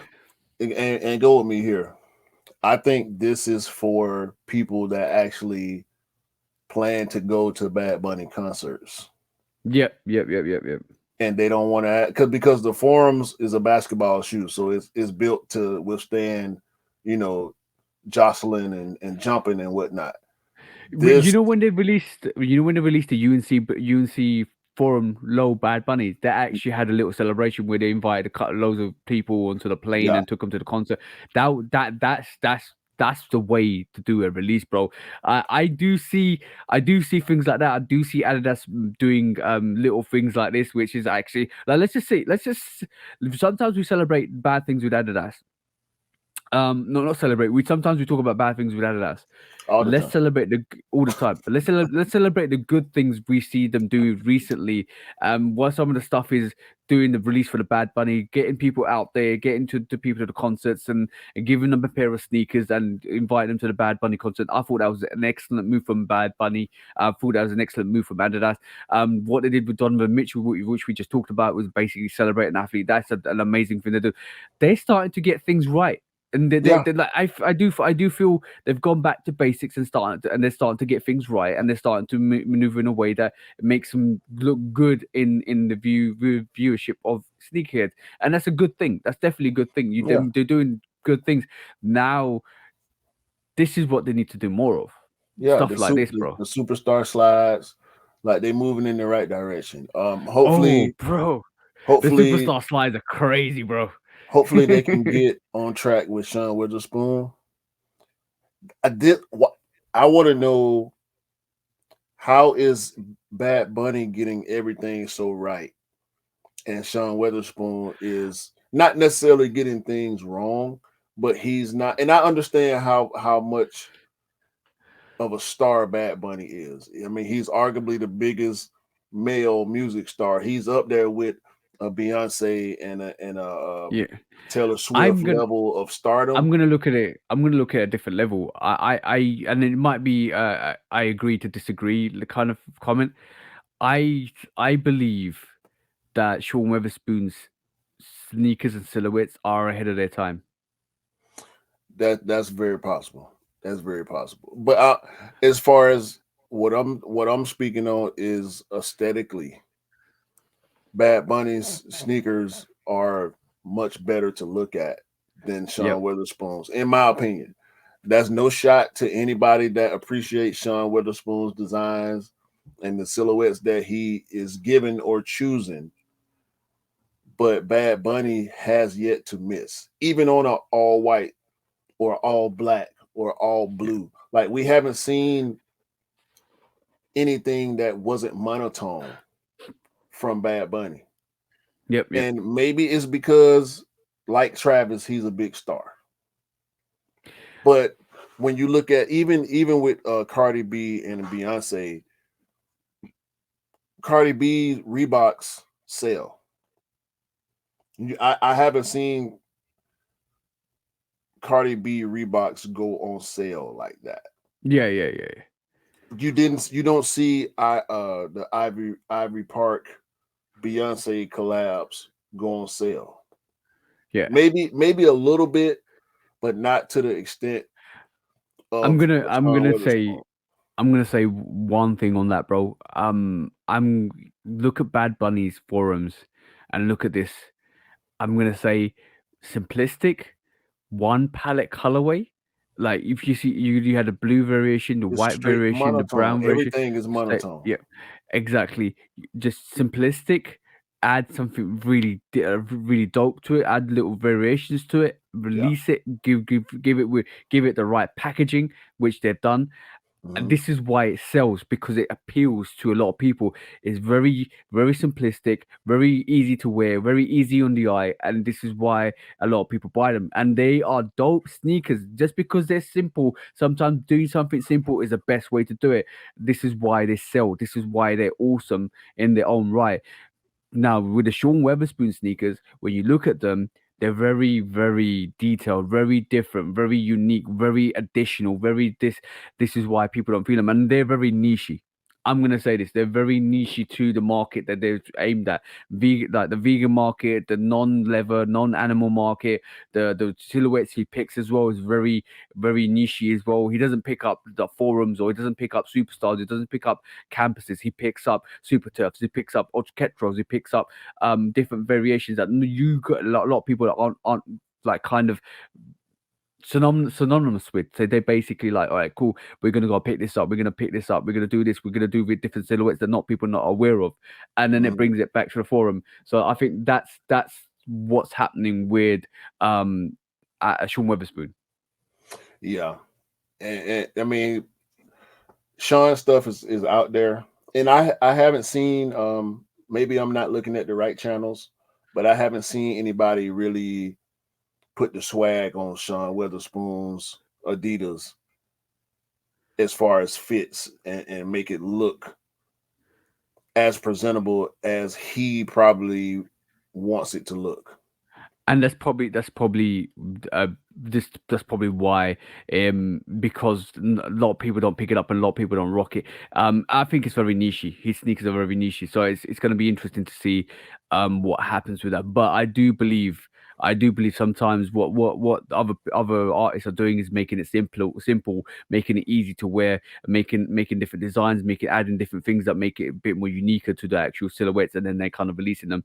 Sean Weatherspoon's doing something radical and something different in different silhouettes that a lot of people aren't aware of, and this is why it doesn't hit well with other people.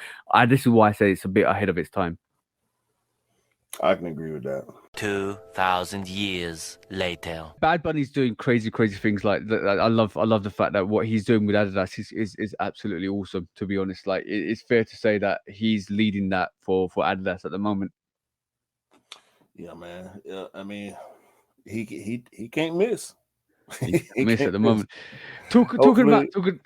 Gone. I was just gonna say, hopefully he keep rolling the same direction, and some of the other Adidas signature people can follow suit. Yeah, there was a big worry that he was going to leave Adidas for other company, but it looks like he's carrying on with Adidas, which is awesome because I think Travis needs competition, and I hope that Definitely.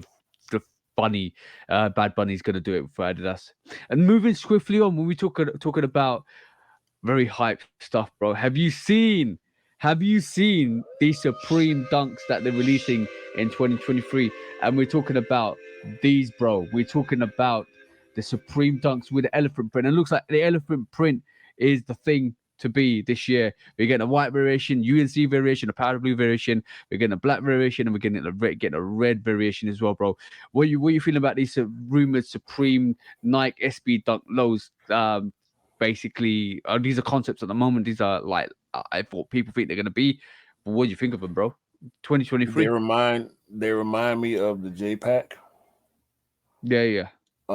They also give me a little bit of a Warren Lotus vibe. You do you So do you you see do you see why I'm yeah, saying that though? yeah. With the little thing on the swoosh, The star on the swoosh, yeah. yeah, it could have been a star, it could have been a circle, it could have Yeah, but been a we've square. seen this is the mock up though. But we've seen the SB Dunk lows from Supreme before with the stars on on the medial lateral panel, underlay panels as well. As it I is, didn't like bro. those. What yeah, it is, but it is what it is. Because like, I think like a lot of people, a lot of hype beasts actually picked them up as well. A lot of people that loved them picked them up. But I do believe that whatever the Supreme Dunk low SB Dunk low is, it's gonna sell out, bro. Of Whatever course, it is. of And course. I, and I do and I do hope these are the variations we see. I love the powder blue variation. It looks dope. Yeah, if they come out like this, because I can't at this moment I can't decide which one I would actually be in for the most.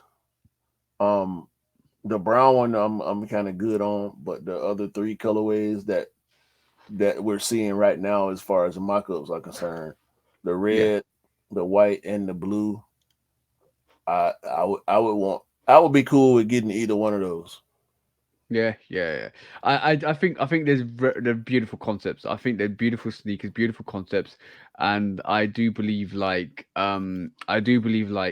basically whatever it is, it's going to be absolutely hype. But it looks like elephant print is the way to go this year because we're going to see a Jordan 1 OG high in elephant print, and me and Cam talked about it on the Instagram live the other day on Saturday. Bro, it's dope. It's so dope. I love that. I love that one. Hold you high one. I don't think there's a lot of hype on it because of the elephant print, but bro, it's a dope colorway. It's a dope concept. It's a dope sneaker to me personally. I Yeah, love that. I'm kind of neutral on those elephant print ones. I don't hate them, but I don't love them. But these SBs, we'll see, man. I want to see official images before I make my final determination. But I will be going in for at least one of these pairs.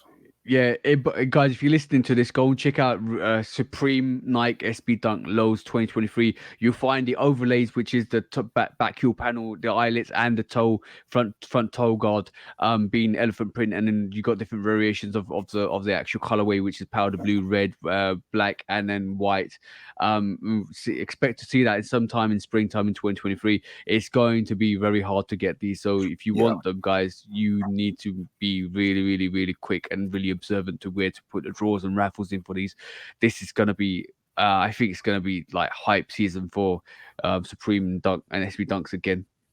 the easiest place to get them will probably be on the Supreme website, and Yeah, but that's even hard. I anticipate a site crash. Well, Yep. Supreme's website is pretty fair. I can compare trying to cop on Supreme to trying to cop on Ama Manier, which Yep. is Yep. Yep. Yep. probably the fairest first come first serve online release that I've experienced outside But of Pata.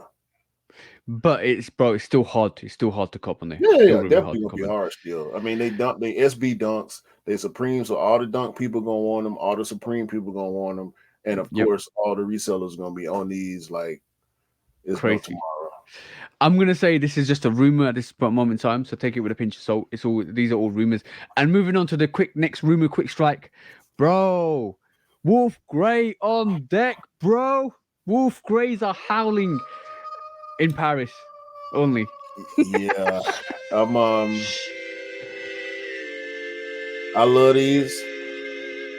Not a force guy, Yep. but I love these. I would probably put them towards the bottom of the other off-white Air Force One releases. Mm-hmm. I still got the MoMA and the MCA at the top. Canary being third. I would probably put these last. Yeah. But this is if you guys didn't know, the Nike Air Force One off white, wolf grey, all grey, Air Force One lows are coming out. I'm hearing March time. I'm hearing March, end of March, April time for these. So watch out for these. This is gonna be a Paris exclusive only, guys. So if you don't live in Paris, unfortunately you're not gonna get these. But Oh no, we probably will have chances to get them on the off-white website. you reckon Canary Yellow website? Yeah, Canary Yellow will definitely have pairs of these.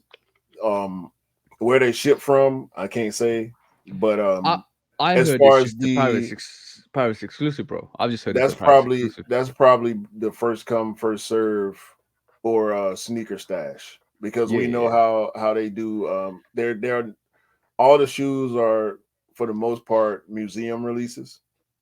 Yep.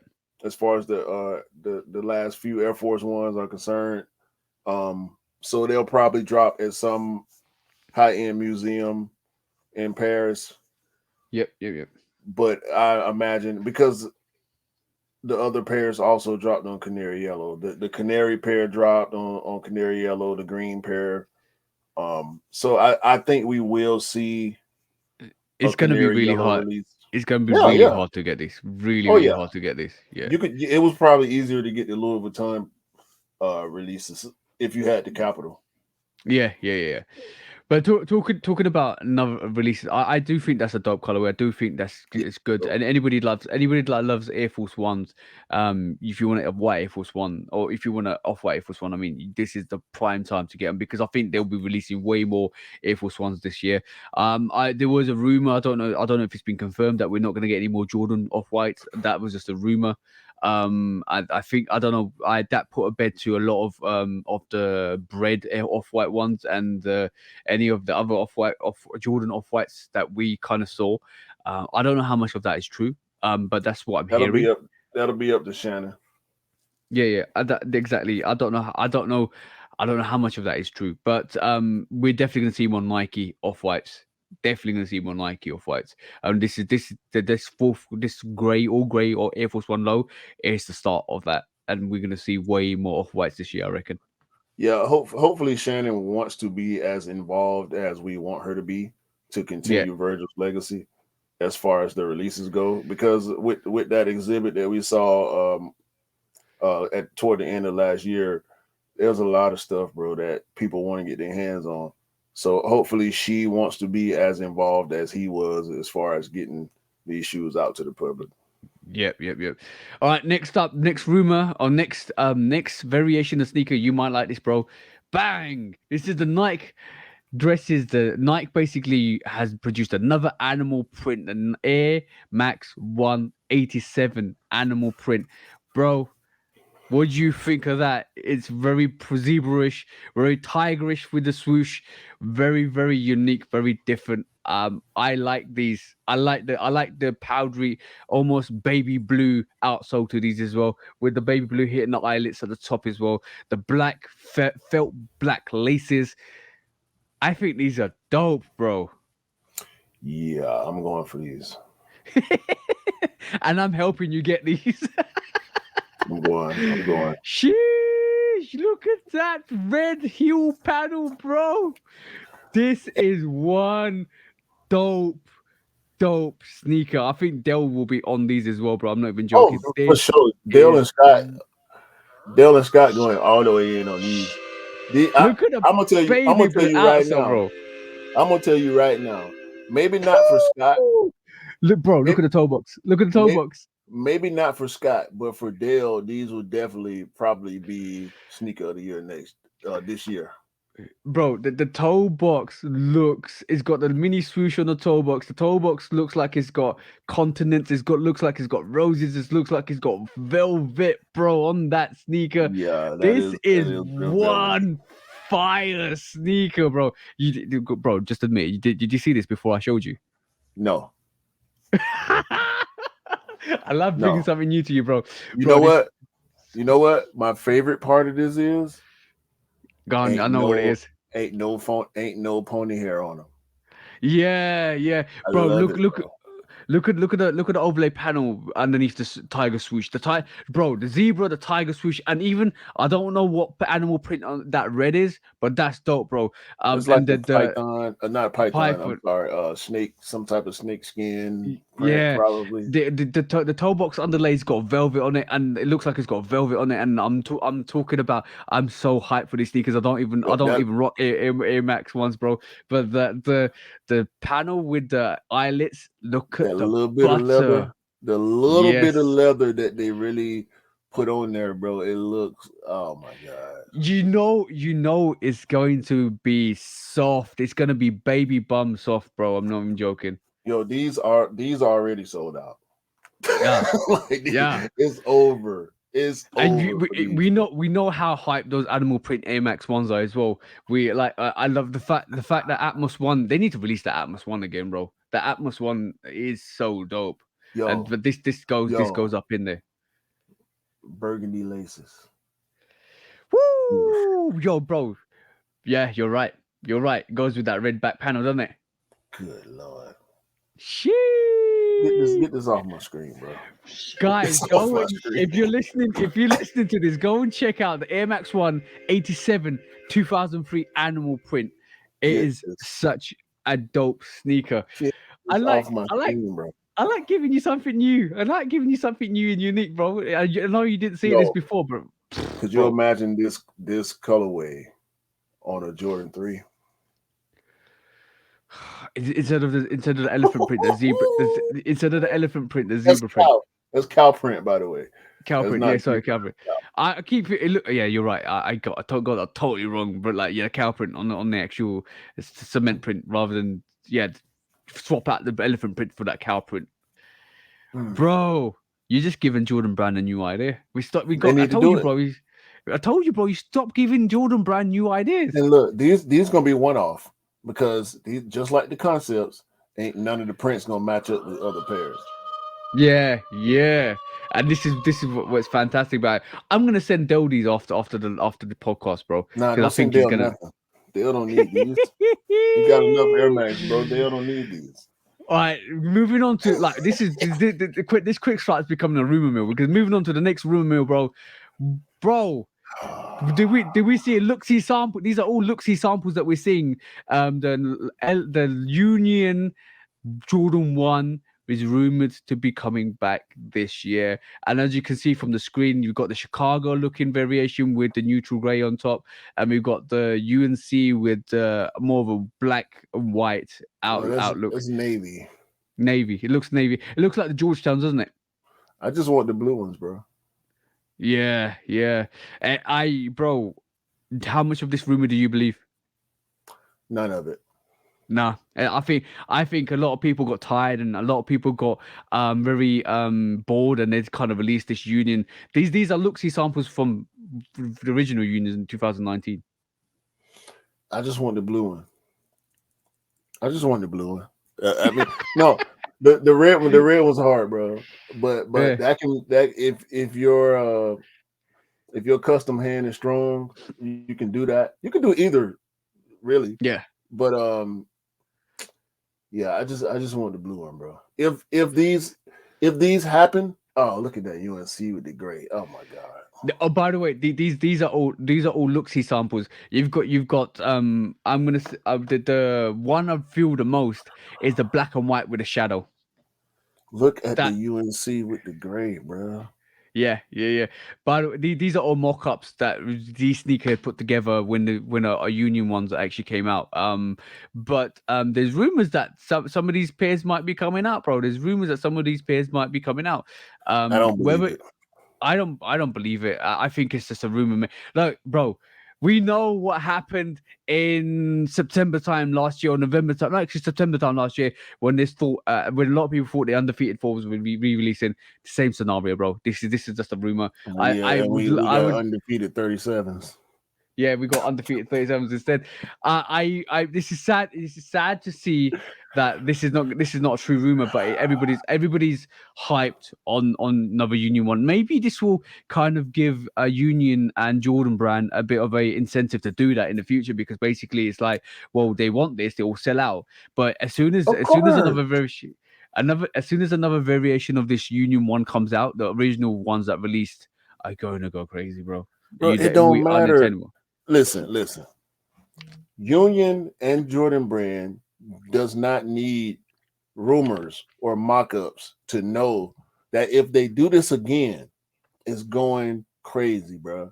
Ain't no way that anybody in either of these companies, the three of them, Nike, Jordan, and Union, there's no way in the world that anybody in either of those companies doubts the seriousness of these collabs, dog. They know what the Union ones did to the culture. They saw what happened with the Union fours. We know about all the foolishness that happened with the Union twos, bruh. Yep. If they drop Union ones again, it don't matter where the hype level on the Jordan 1 high silhouette is. These will go bananas. And the sneaker world will be on notice. If you can't drop nothing else around these, because they're not gonna sell because people are gonna wait on these. And when you figure out that you can't get these, then them other pairs will start moving. That's how it works with these Union ones, bro. This is a legend. This is as bad. This would be as serious as dropping another off-white Jordan 1 high. Do you feel like I'm gonna agree with what I'm gonna say. I had this conversation with Scott. Do you feel Union Jordan ones were the best collaboration for that Jordan 1 in a long while? I like them better than the off-whites. I like the Union ones better than the Off Whites and the Travis Scott. And the Travis, yes. I do. Yeah. We on point. Outside the OG, this Yeah. just Jordan 1 Union has been the last 10 years. It's been one of the best collaborations. Since 1985. Ain't no the Jordan 1 Union collabs are the best Jordan 1 high collabs ever. The original ones that released in 2019 are Grail Yes. level, bro. Yeah. Grail level. Yes. A lot. They Ain't, idolized. ain't no bruh, as much as I rock with Virgil and everything that he stood for, them off-white ones they not unions, bro. No. They not union. And I don't care who agree or disagree.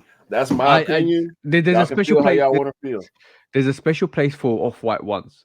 And the design aspect, the legendary status of them. I agree with the fact that they're unique, they're different, they bring a different vibe, they increase the hype, they brought a design aspect that we didn't ever look at. But the Union ones do the same thing. They brought a design aspect that we never thought would exist. And they brought something new to the table as well. And they brought iconic OGs and they mashed them up. And that's what the best thing is. Customizers mimic Union a lot more than they mimic Off-White. And you know what the other thing is? Nike mimic Union Yes. more than any. Let's just put it that way, because we saw the Smoke Grays. Remember the Smoke Grays released after this, Right? And they were called Union. I've got them too. And what's the other one that's releasing? There's another one that's releasing. The Stage Haze did the same thing too. Stage Haze, True Blues, True Blue ones. It's got that Union vibe to it. It's got that semi-Union vibe to it, bro. You can. I see. I can understand why you say that. Yeah. It's not the true blue is very the true blue is a unique colorway within the silhouette Jordan silhouettes anyway. And they brought that, but the thing is that the mismatch to upper panels to the sneaker. Well, we're talking about the toe and the heel. Yeah. But for me, it's the top collar and heel contrast. The smoke where gray. you go. Yeah, the smoke gray does it way better. They had the all gray suede and the red top, which was I didn't like the Stage Haze. I stayed far away from that shoe. Let's just be honest. The smoke grays are dope, bro. Smoke grays are so dope. Listen, bro. And that's one of the photo dumps was when I wore my smoke grays, and I took pictures, but I never posted the pictures a few weeks ago. Yeah, man. Yeah. Union rules the Jordan 1 collab list for me. Period. If you sat an off-white Chicago in front of me, and either one of the unions, whichever you're picking a union. You're picking a union. Union, bro. Yeah. These two, even though these are mock-ups, I'm picking either one of these over that off-white Chicago. Now we got a situation, bro. Because I'm gonna do a loose choose a dump on you, because you on the mock-ups you see on the screen. One of them is the black and white with the shadow upper. One of them is the UNC with the shadow upper. One of them is the Chicago with the neutral gray upper. One of them is the navy, more of a Georgetown with the UNC upper. You have to dump two, choose one, and lose one. What two are you dumping out those mock-ups? I'm dumping the Chicago. Okay, that's a bit control. We already got a Chicago variation. Yeah. You don't need another Union Chicago. I'm dumping the Chicago, and I'm dumping. Damn. I'm dumping the UNC. Oh, what with the UNC with the shadow upper panel? Yeah. Yeah. Okay, so now between between the black and white and the shadow upper and the navy I'm gonna call it Georgetown with the UNC upper, what are you picking and what you're losing? I'm choosing the blue, and Okay, I'm losing the shadow. you know what? You had me to a point where I would have done the same thing, but I would have chosen the shadow with the black and white shadow rather than the Georgetown with the UNC because I think that's a very dope concept by these sneakerheads. And the reason why I chose to dump, even though I'm on that UNC with the gray, I'm on that so hard. Yeah, But it's just a different color variation of the smoke gray yeah. or I, the I shadow. And I got I like that black a little bit more than I like the blue. Just as far yeah as it's easier to wear. yeah. I agree. But I really I love all four of these Yeah, concepts. all four concepts are dope. But it's just shout out to these sneakers for We doing got that, to stop this, bro. We can't be. bro. Last one, bro, because I got another one for you. Right, you just mentioned Off White. We just mentioned Travis. We just mentioned Union. Loose shoes are dumped, bro. Were you taking Union ones? Travis Scott ones. I know what you're gonna pick, but what are you dumping, bro? Union ones, Travis Scott ones, Off White ones. Dumping Travis, uh, losing Off White, and choosing Union. That Easy. was no brainer, bro. That was easy choice. That was Yeah, easy shit for you, Travis bro. gone. Travis gone, bro. Okay, cool. Out He's of a rapper. iconic, Travis, I just turned Travis back to a rapper. I'm gonna say this. I'm gonna say this, right? Definitely say this. It could give it even if you throw the fragment, Travis Scott one in there. To me, the more iconic pairs are the Off-White Chicago's ones, right, Yeah, and the Union ones. They're more iconic, and it's a toss up between the Chicago ones and design aspects. If you're going with the design aspect, I'm choosing the Chicago Off-White ones, and if you're going with a iconic, more desirable pair, personally, I'm going with the Union Off-White Union Jordan ones. I just believe those two are far superior than the Travis. Travis has done some dope pairs. Don't get me wrong. He's revolutionized the reverse swoosh. Don't get me wrong. After the reverse swoosh was already done before anyway. yeah, Dennis Um, Rodman. did by Dennis Rodman, but like he made it more popular to do that, and he kind of brought it to the audiences. But to me, the Grail pair for me is that Union, bro. Yeah, either one. The black. uh, I'm probably leaning more towards the Black Union. To be Yep, honest with you, yep. But but the let's just see. blue. Let's just It's I don't care. It don't matter, bro. It don't matter. Evil Ivor will be dope. Yeah, yeah. I don't care. I'm just gonna say this. I'm live on the podcast. If I do ever hit 1 million, bro, I'm gonna give you one of those pairs, definitely for sure. Because you do, I think every sneaker deserves a grail, and one of those grails is awesome. But, bro, unfortunately I don't believe this rumor is true. And I'm sad to see it's not gonna be true because I think that's another dope release if the Union did do it, and it's gonna be really hard to get like everything else is in terms of hype spectrum. I just would love to see a lot more Union ones for people, a lot more Union ones more accessible to people that want to rock it and love it, and take it away from the resellers as much as possible. So I think Union should do ones every 4 or 5 years. yeah, and it's been 5 years since what was it? Yeah, it's been 5 years since they last did a Union one. So was it 2019 when it last came out? Yeah, So 2018, yeah, 2019. 4 years, something like that. Every Actually, no, 4 or 5, sorry. they should do it. Yeah, I think I'm wrong. I think the Unions came out in 2018. I think so. I can't remember. I wouldn't even know. They wasn't on my radar at the time. I was just getting into it. But yeah, that's as far as Jordan 1s go. Any Jordan 1s on my grail list, Unions are the top. Yeah, They up there with OG Chicago's. yeah, they came out. They came out at the same time as the not for resale.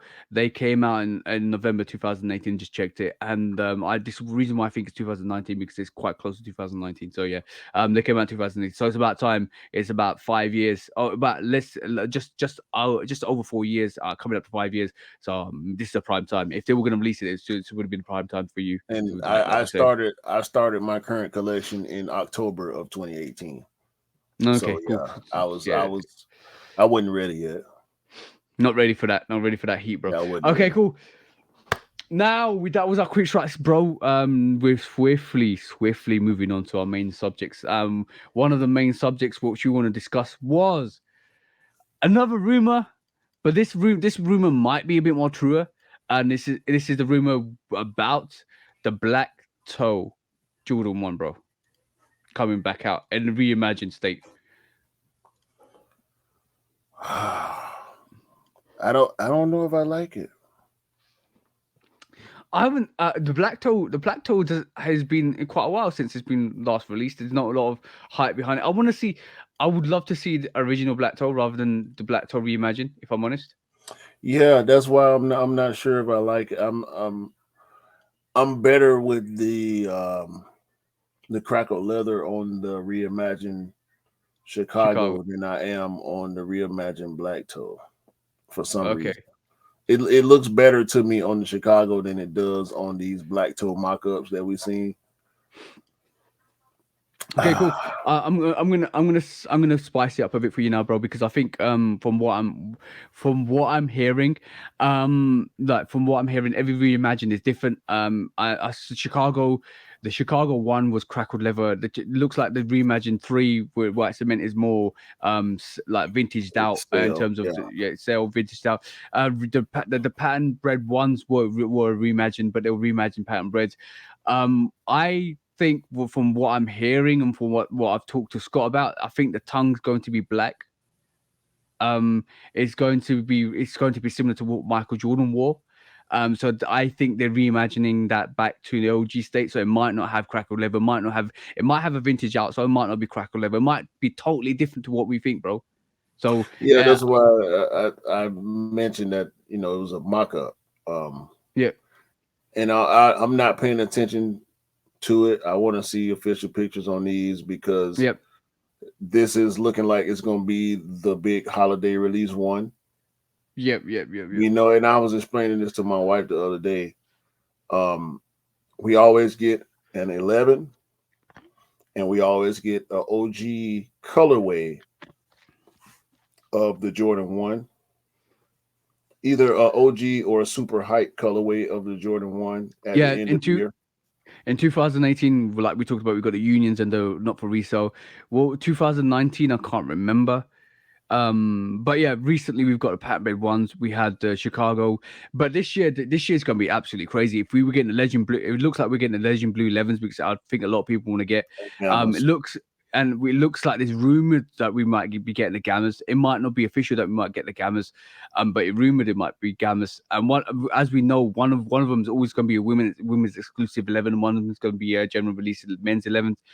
So that's possibility. We might see the gammas being that women's exclusive, or the legend blues being that women's exclusive. Don't know what it's going to be. That would be sad.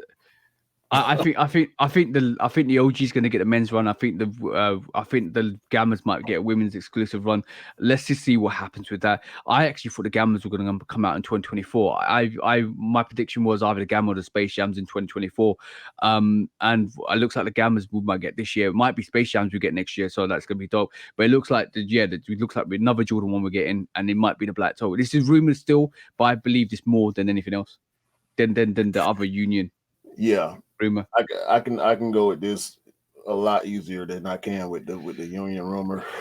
And on off the back of that, we also got reaffirmed that it looks like we're getting the Royal Toe reimagined. Royal reimagined in 2024. And I'm hearing that it's got no age. It's not aged, no nothing to it. I think it's going to become. It's going to come as we see it, but the only additional factor is, I think it's going to be like the pattern breds, bro. I don't want no patent royal. If I get it, if we get patent royals, I'm matting that thing, and I know how to do it now. Yeah. Oh, by the way, this is not gonna be.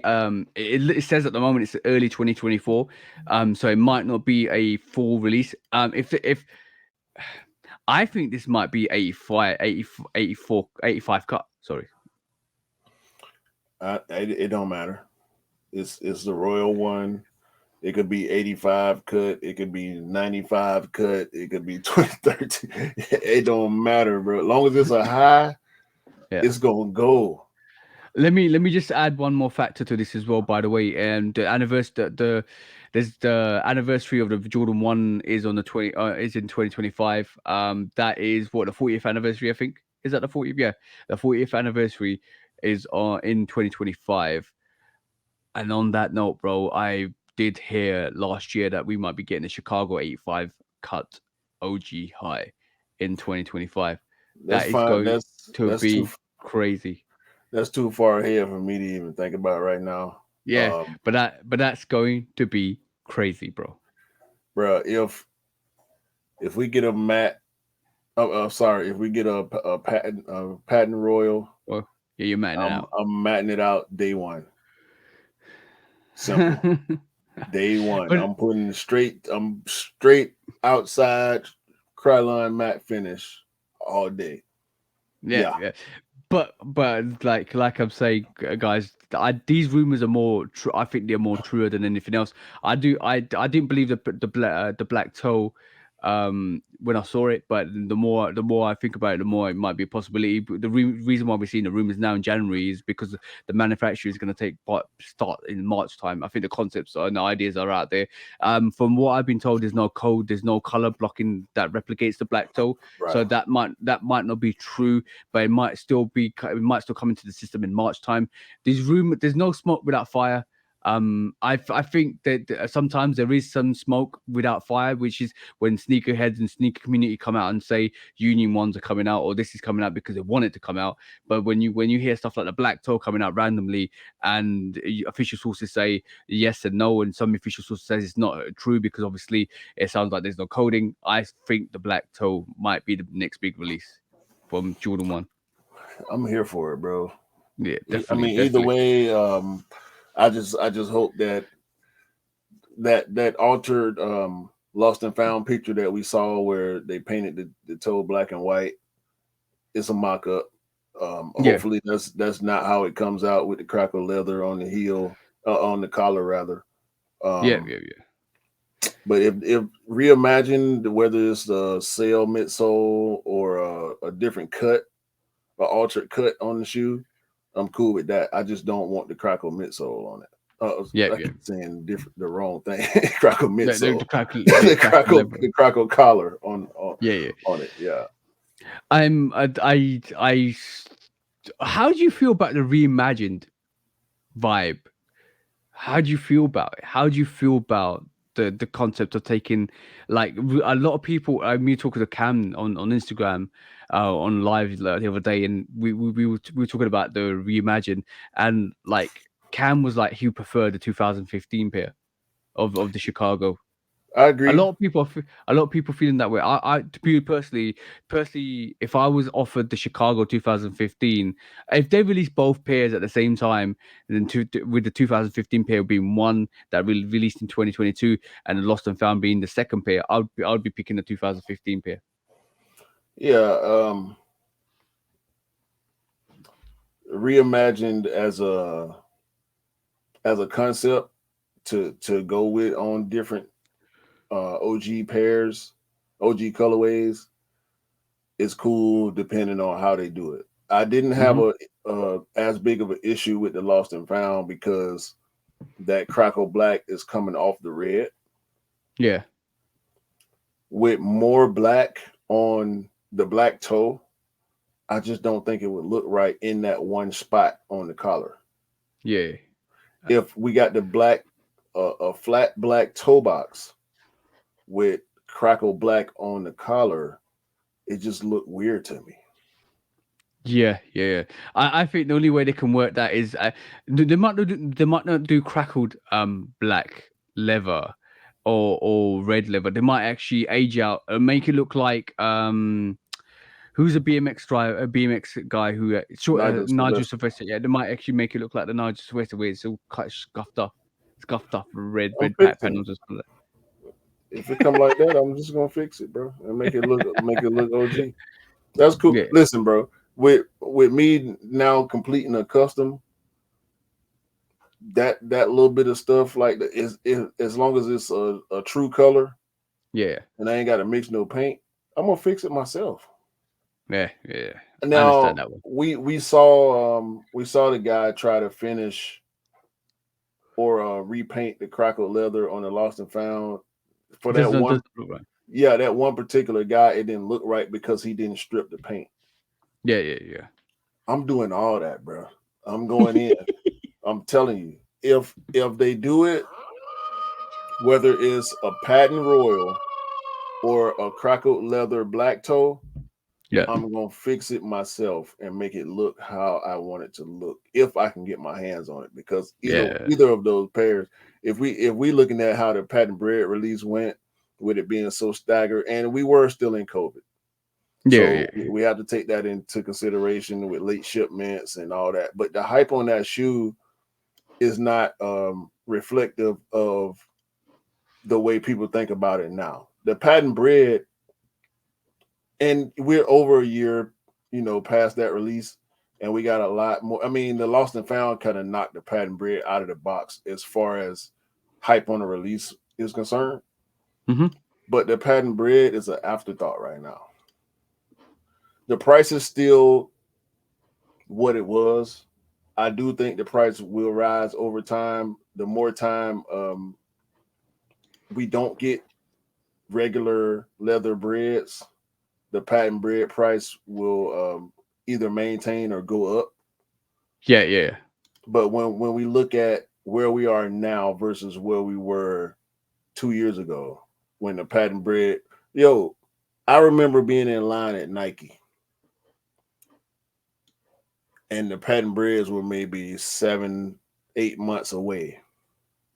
And this one guy, bro, he was so hyped about him. I felt like he almost wanted to cry in line talking about the patent breads, bro. And this was around the time where we first started hearing rumors about it. Yeah. And he was so hyped about that shoe, bro. And now, like, okay, you know how on Instagram, like with the twos right now, everybody's going in, posting, and there's a lot of great pictures and reels about the Chicago 2. I don't think this time next year we'll still be talking about Chicago 2s. People will lose appreciation because there's FOMO. FOMO plays a part in it. Yep.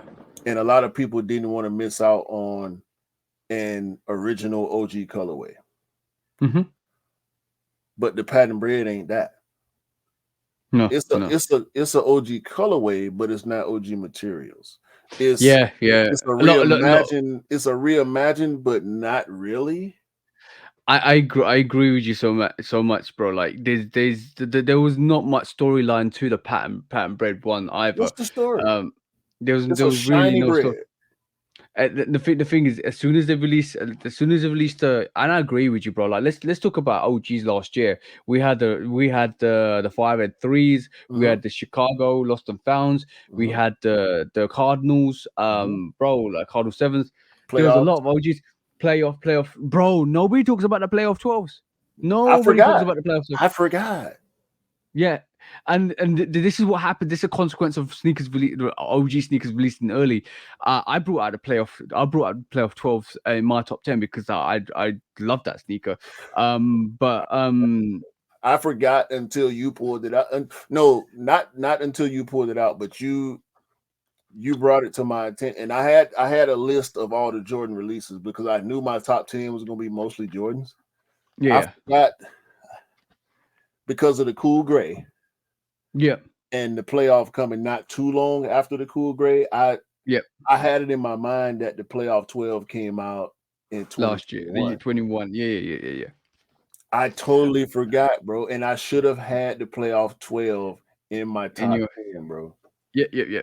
But like a lot of people now. This is why collaborations are a bit of way more hyped in, not hyped and more issues in terms of like the collaborations, the reimagined, the craft is being another big word this year, and they're going to be more significant and more different. And more with the storyline. If the storyline hits perfect, like the Chicago Lost and Founds, they're gonna be remembered. Put it this way: something unique, something different is always going to be remembered. When we look at 2018 and we look at the sneakers, what sneaker we just talked about? Two sneakers in 2018. I know the Raptors 4s came out in 2018. They were Concord. a pair. Concords came out in 2018, right? Then we had the Black Cement 3s came out in 2018, right?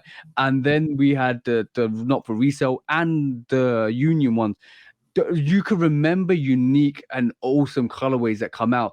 Now, when we start progressing that forwards, in like you said, bro, who's going to remember the Cardinal 7s coming out in 2022? Who's going to remember We the will playoffs coming because out? we We love will. sevens. Yeah. But the majority of the public, don't even probably remember Black Cement Freeze coming out in 2018. That's the difference. Like it's when these collaboration hype sneakers come out, they can remember. Everybody's gonna remember the Lost and Found coming out, and it's coming out in 2022. And this is why it's important that if you love the Chicago colorway, if you love the Lost and Found, you need to get yourself a pair, because that is a pinpoint in history. That sneaker means a lot to a lot of people. The storyline was so perfect on that as well that it actually came with some relevance, and the execution on that box, the mismatched box, the Bro, receipt, and everything on that. people pissed on that storyline too. That was a great. We complain about storylines so much to where it seems like good ones get swept under the rug because Because they think it's not great. It was a bro, great storyline, bro. that bogus Moonlight storyline was -5 compared to the Lost and Found storyline. You know what I'm saying? A lot of people were basically saying when that storyline came out, because it was like, what? That It nobody made camped out sense for those though. nobody's camped out for the Oreo 5s, bro. Right. And the Lost and Found storyline made so much sense compared to that one because Yeah, it may it not could be happen. it may It could not have happen. been a recent story, Yep. but I truly believe before the Jordan 1 hype hit, people were finding pairs, 85 pair, like so many stores get so much stock, and when stuff don't sell, they sit on it and they discount it. And if they discount it and it still don't move, where does it go? It's in the Yeah. basement. Yeah. It's And it gets believable. lost. And you get lost, and you find it, and you realize how important that sneaker is. And the thing is, the aesthetics of that sneaker replicate something similar to what would happen if you left the Jordan 1 for over 38 years. Mhm. So that is basically what that storyline is, and it was an awesome storyline. You can say, you can cap and say, oh, that's just a gimmick and blah blah this, blah blah that. But when you bring a storyline that great, like, bro, that storyline beats the Skyline storyline for the Jordan 1 Bro, Skyline. it's just like what Virgil did with the twos. Like he took an And old beat up shoe and made it new again. And it made sense. shout out to Virgil for, because that idea actually transpired into the Chicago Lost and Yes. Found. Yes. That and that's the innovation and breeding excellence, and kind of like not mimicking, but kind of using somebody else's excellence to execute on your variety of sneakers. But bro, it's always a dope concept. This is why Cam says they should have done that with the white cement freeze. Because if you leave a white cement free, it won't age, it will crumble. Right. Right. I understand that take. I I don't know You if I wouldn't want to like agree with you it. wouldn't like it. You wouldn't like it if it came out with Yeah, the. because Virgil did it already. And I don't want Nike to go so hard on what Virgil did. Like we get exposed foam on a decent number of shoes. We know that came from Virgil. We get Yep. mismatch and contrast stitching, which we know came from Union. They don't need they need to I think they need to stick with the reimagined thing and just do it in different ways that it makes sense. It makes sense with the 3 because we know white paint turns yellow. We know white plastic and rubber turns yellow. So the reimagined 3 makes sense to me. Whether you like the way it looks or not is a matter of opinion.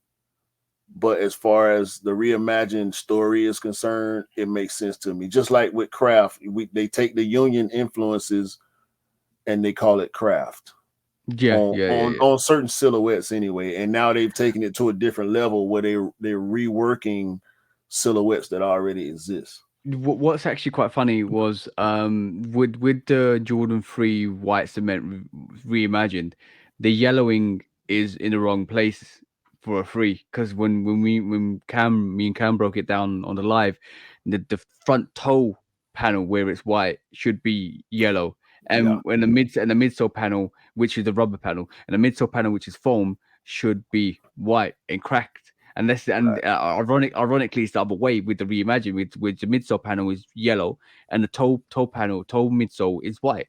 And that over time, I said to Cam, they did it on purpose, because over time, when you keep wearing that white cement 3, it's going to be yellowed all the way through, because that yellow paint will stay, and and where you got the toe rubber for that 3 is going to yellow over time, and it's going to all be one midsole that's yellowed out. Right. So I think they did. I think they did it on purpose. All right, that was a great intake into the potential releases for the Jordan 1 Black Toe and the Royals and the Reimagine line. Next subject we're gonna quickly move on to is something that mostly is another bit of a hype incentive that's coming out. I'm looking forward to these, and it is the Nike SB Jordan 4, which is basically arriving in March time as well. And I heard it might be pushed back to April time. And I feel like, sorry, my mistake, just to re-emphasize this, the Off-White Air Force One and the Off-White Air Force Ones Wolf Greys are actually coming out pretty soon. I think I've got that date wrong. It's not March time. It's in January time. So watch out for that, guys. But this is definitely coming out in March. I got the dates confused with this one.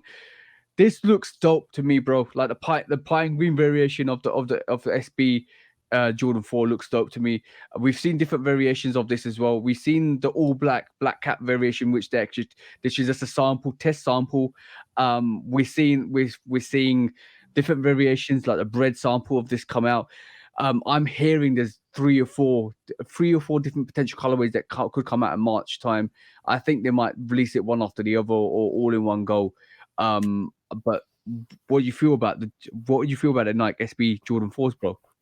I ain't got too much to say about these. All I want to say is shout out to Sandy Bodecker once again for revolutionizing the Nike skateboarding brand. Yep.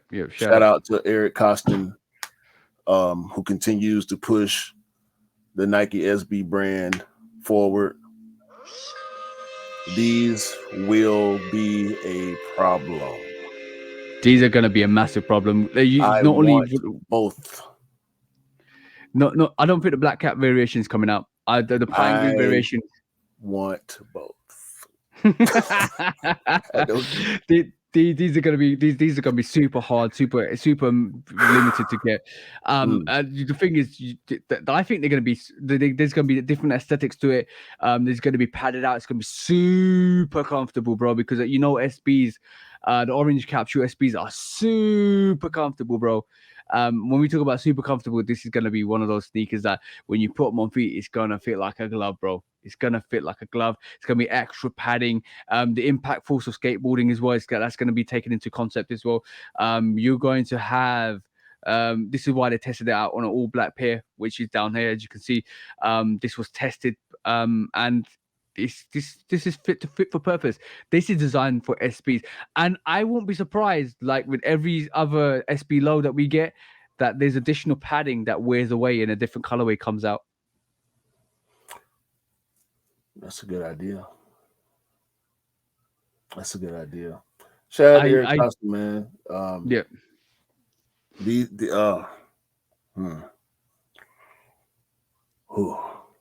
Did that just get you excited there, bro? You sound really excited for these SPs.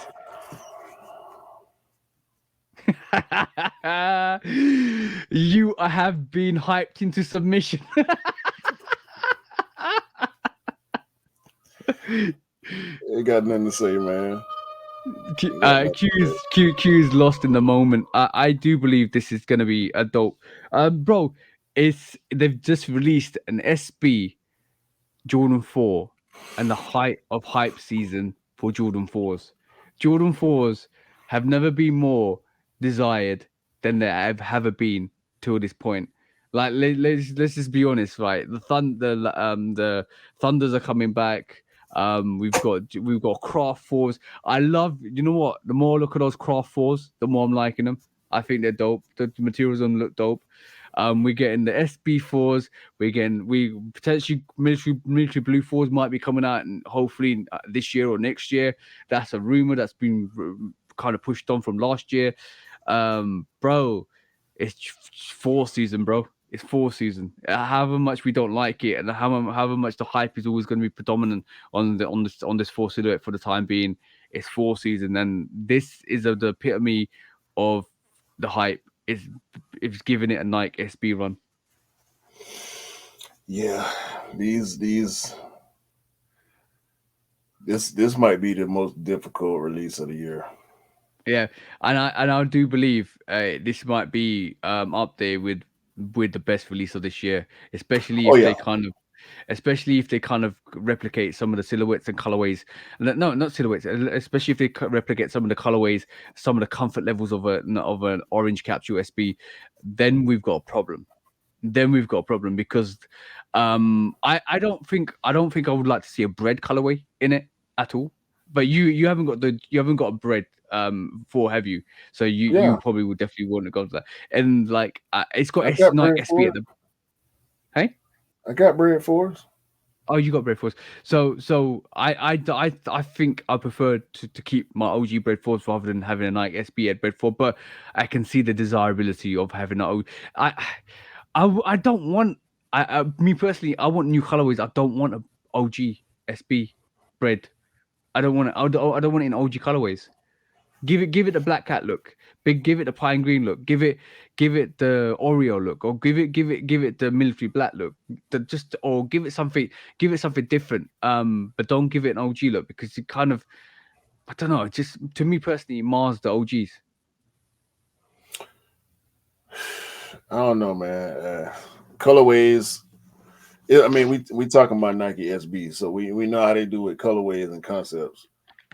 I don't think it would be too big of a stretch to stay away from OGs and still make dope colorways.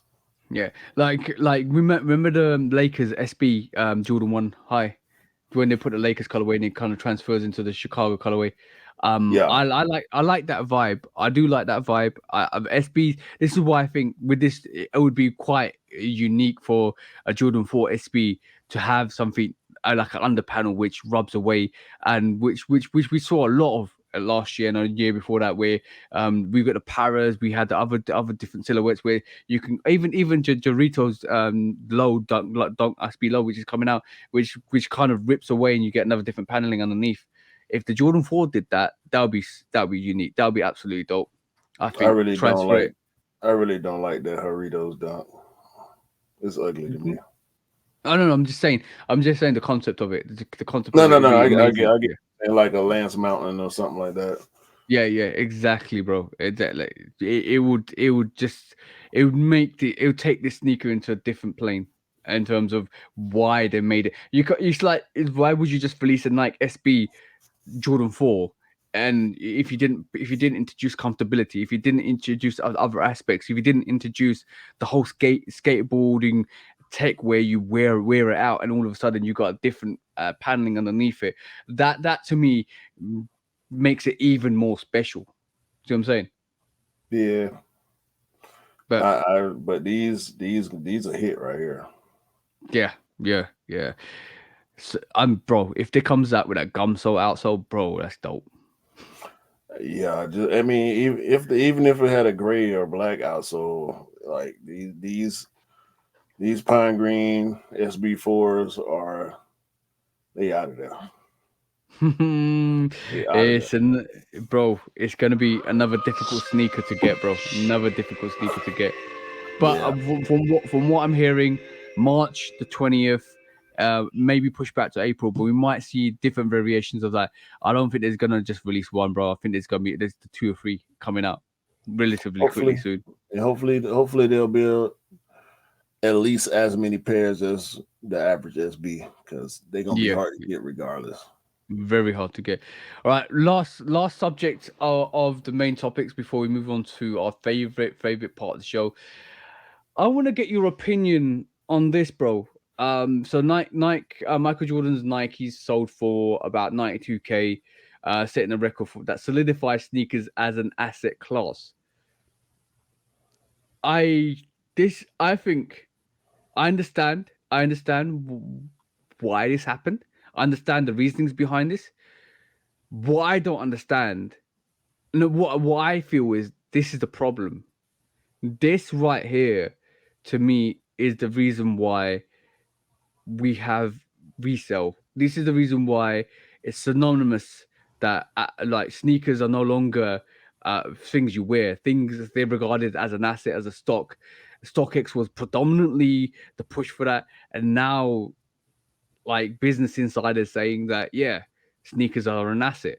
Sneakers are classified as an asset, and for that something that you can actually stock, actually resell, actually put value to.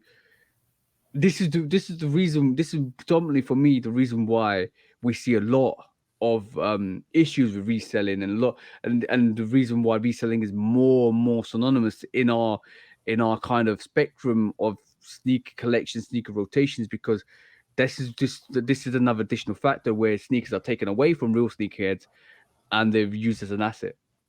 I disagree. You reckon? Yeah, I think this is not part of the problem. This is a side effect of resale. Okay, okay. I kind of see that. I don't If think I don't think for the most part I don't think high end auctions affect resale. I think resale brought attention to high end auctions. okay, And yeah. this to me is a memorabilia thing. I was gonna say that. I was definitely gonna say that as well. If you're talking about asset classes for memorabilia where players have worn sneakers Yeah. and you sell, and then that's a different class. But this is to generify that statement to say solidify sneakers as a whole as an asset class. That's different. Well, two things can be true. Resale is a real thing. Has been for years now. Yeah, yeah. And it existed before StockX. It existed before Flight Club. And it became. Resale is a supply and demand issue. Hmm. It's resale is an availability issue in general. What these high end auctions, namely Sotheby's, what these high end auctions do is bring sneaker culture as memorabilia to people who deal in high end collecting. This pair of Concords that sold for $92,000 will not be worn. They will be appreciated and possibly resold when the value goes up. They will be a part of someone's inheritance. They will be put in a glass case. They will be a part of someone's memorabilia collection, as if they were a piece of high end art. You know, Yep, yep, you yep. can compare this to a Basquiat or a Picasso or you know piece of Egyptian or African artifact. You get what I'm saying? Yeah, yeah, and agree with that. And over time, This obviously, is beyond sneaker culture.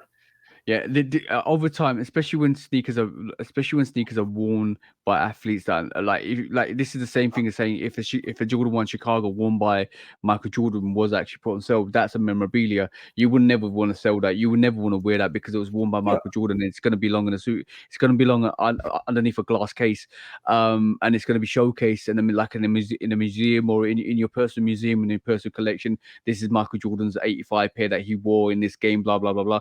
So that I understand, and over time, obviously, of due from certain events, certain like lifestyles, like certain things will happen in the longevity of that sneaker that will escalate that price of that sneaker, which makes it an asset. But like reselling came to the main front more and more to the main front because of StockX became in mainstream just before StockX and during StockX, and became more acceptable to resell because of that platforms and before because of platforms like Goat, like you said, Goat and Flight Club and all of that stuff. But um the consequence of that is what you just said. The consequence of that is now sneakers have now slowly become more of an asset, more of a let's get this hyper sneaker because it becomes an asset because it becomes a value that we can actually profit off. But this is a totally different subculture that we're dealing with right here. Yeah, This is a wealthy flex. This is a well off flex. This is when I posted the other day. I posted the King Griffey Jr.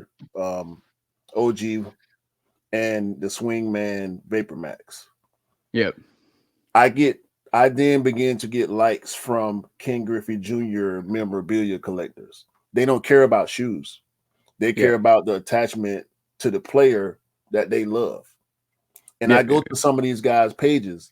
They don't have Griffey shoes because they're not sneaker people. They have baseball cards. They have signed baseballs, signed jerseys and hats and magazines and posters and stuff like that.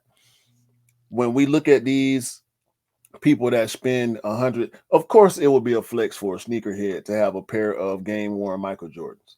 yeah, yeah, yeah. But which sneakerhead is going to pay $92,000 for a game worn Jordan? If you had the collateral, then you would, but you wouldn't otherwise.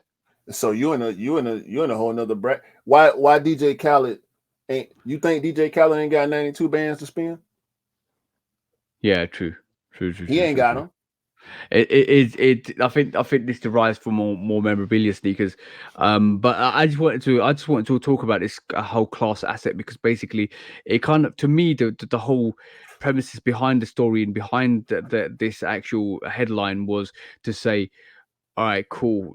Sneakers are now an asset, and it generified even memorabilia sneakers in that class, and even regular sneakers we get in that class. When we're talking about every release we normally get now, it's going to be classified and judged under a unitary class, I don't. rather than I think they're very very distant very distant relatives from the resale culture. The person that bought these shoes for $92,000 probably got Rolexes from the 40s. yeah, yeah, You know what I'm saying? They probably got cars from the 30s. You get what I'm saying? Like they probably got a vintage trunk, a vintage Gucci trunk from the 50s and the stuff like that. Like they are less concerned about the culture that it comes from versus the value and the potential appreciation of said value. yeah, They yeah. don't care about I us. They don't care about the Concords that came out in 2018. yeah. They don't wear Jordans.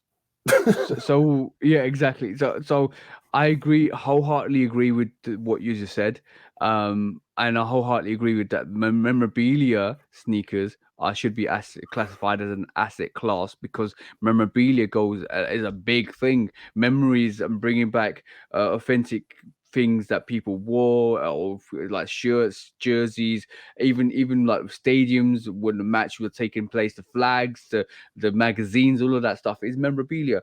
And I agree that that deserves to be asset class. But what I don't agree with, as you say, is if it's a distant relative, it shouldn't be classed as an asset in terms of the stock value. And unfortunately, it is always going to be sneakers are always going to be judged under stock value and price and hype, and the limitations, and that is obviously the side effects of sneakers anyway. And then it's always going to be there. It's always been there. It's always will be there, because as long as there's demand, it's going supply is limited. It's always going to be there.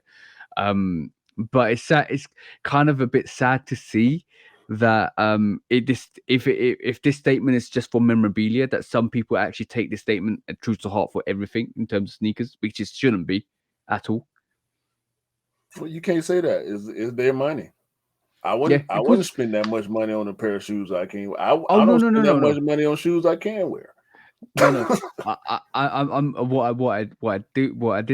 I meant by that was, it's good to see memorabilia being sold for this price and regarded as a class asset for people But what I meant, the additional comment I meant by that was when people that aren't into like for some reason, some random sneakerhead reseller shouldn't look at this and feel like they can jack their prices up. No, this ain't that. This is not saying that exactly that, because like not every Concord 2018 Concord was worn by Michael Jordan, guys. Bro. Exactly, see what I'm saying? So you can't go out and increase the price of that. There's going to be side effects where obviously people wear their Concords, they run them down, they want new pairs. There's not enough pairs out there, then the prices will get jacked up because there's not enough. The limitation of the sneaker means the price is going to be higher. But if somebody out there doesn't know about sneakers or resell sneakers and looks at this statement and says, "Yo, it's a class asset. I can increase my prices because it's valuable." Nah. The key word being class. This is not the class that you in, bro. This is grad school right here. Exactly. We down here in elementary school. Preschool, bro. Bro, they way up there. Imagine how much money you got to be able to spend $92,000 on a shoe that if you put your foot in it, it's gonna explode. Yeah. It's not for us. It's definitely not for us. There's always gonna be showpieces. To me personally, like the eBay Dunk S Andy, that's a showpiece that kind of you can either wear it or kind of have it as a memorabilia. That kind of comes in that class, but I'd rather go for the memorabilia of the 1 in 10 if I had the money to do it, because that means more. But on the eBay sneaker, but memorabilia deserves its class, and this class asset should be just for memorabilia sneakers alone, not every sneaker that releases. And that's the main thing I want to take from this. Exactly. But that was our main subjects of the day. But before we move on to our favorite subject, let me just kind of give you a fact of the day, bro, because this fact is quite interesting. So according to New York Department, if a bids prisoners in New York correctional facilities or in jail to wear Nike Air or similar sneakers, because razors and drugs can be stored in the hollowed out sole of the actual air bubble. Ironically, prisoners can wear Converse weapons, which is sneakers, as they can't be used as weapons, or weapons cache or carry. So that's an interesting fact for today. So if you're in jail, you can't wear any air soles. Yeah, that ain't nothing new, bro. That ain't nothing new. That's a fact for today. And on that note, bro, let's move on to our favorite segment of the day, the last segment of the day, and you know it's gonna be awesome. Let's do it. Let's do it, bro. Resale is too high. Damn resellers. Order. When hype beats go too far. These damn hype beasts.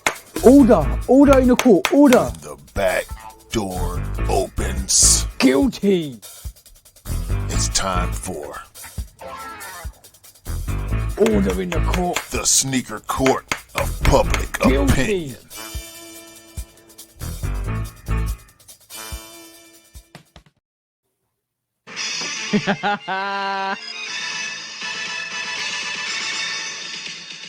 Guilty. And yes, yeah, we're back. We're back today. So, Mr. Executioner, what have you got today to actually pass your judgment? We haven't got that famous axe yet, but what have we got today? Today, we gonna cut around the lines that have been drawn on this case. It's simple, bro. This one is simple. It's cut and dry. And release, if you will. cut and dry. It's cut and dry. And are those the scissors? Are those the scissors of justice today? Oh, of course they are. Of course. Because this case, this one's simple, bro. This is Yeah, something that this is something that no one outside of people that do this will disagree with. And I'm so glad this happened. And hopefully this will raise more awareness and put more of a fire under people that do this type of stuff. As we all know, I had a situation a few weeks back that is related to this. Yep. Finally, Bang! much like the guy that worked at Foot Locker, who in my opinion did it on a larger scale. But this guy is actually in charge. A manager of a laser ship warehouse got caught stealing Nikes. And he took a lot less pairs than the Foot Locker guy did. 11 pairs. The Foot Locker guy got caught with over 60 pairs. Yeah. This guy only got caught with 11. But being that he's the manager of a warehouse makes it worse because he had more access to the product, more access to the tracking and shipping information. And I imagine the pairs that he took were highly coveted if he only took 11. Yep. Also, because of his position in the company, he probably had to be more careful with when and what he took. Yeah, he abused his position of power. He took what he thought was his rightfully so by stealing. He became a jackass on his trade by abusing his position.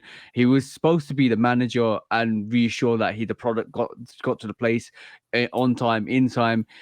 He got high off his own supply. Took what he wanted, took what he needed, and that included 11 pairs of Nikes on Nikes. The person convicted of this his name is Jarvis Foster.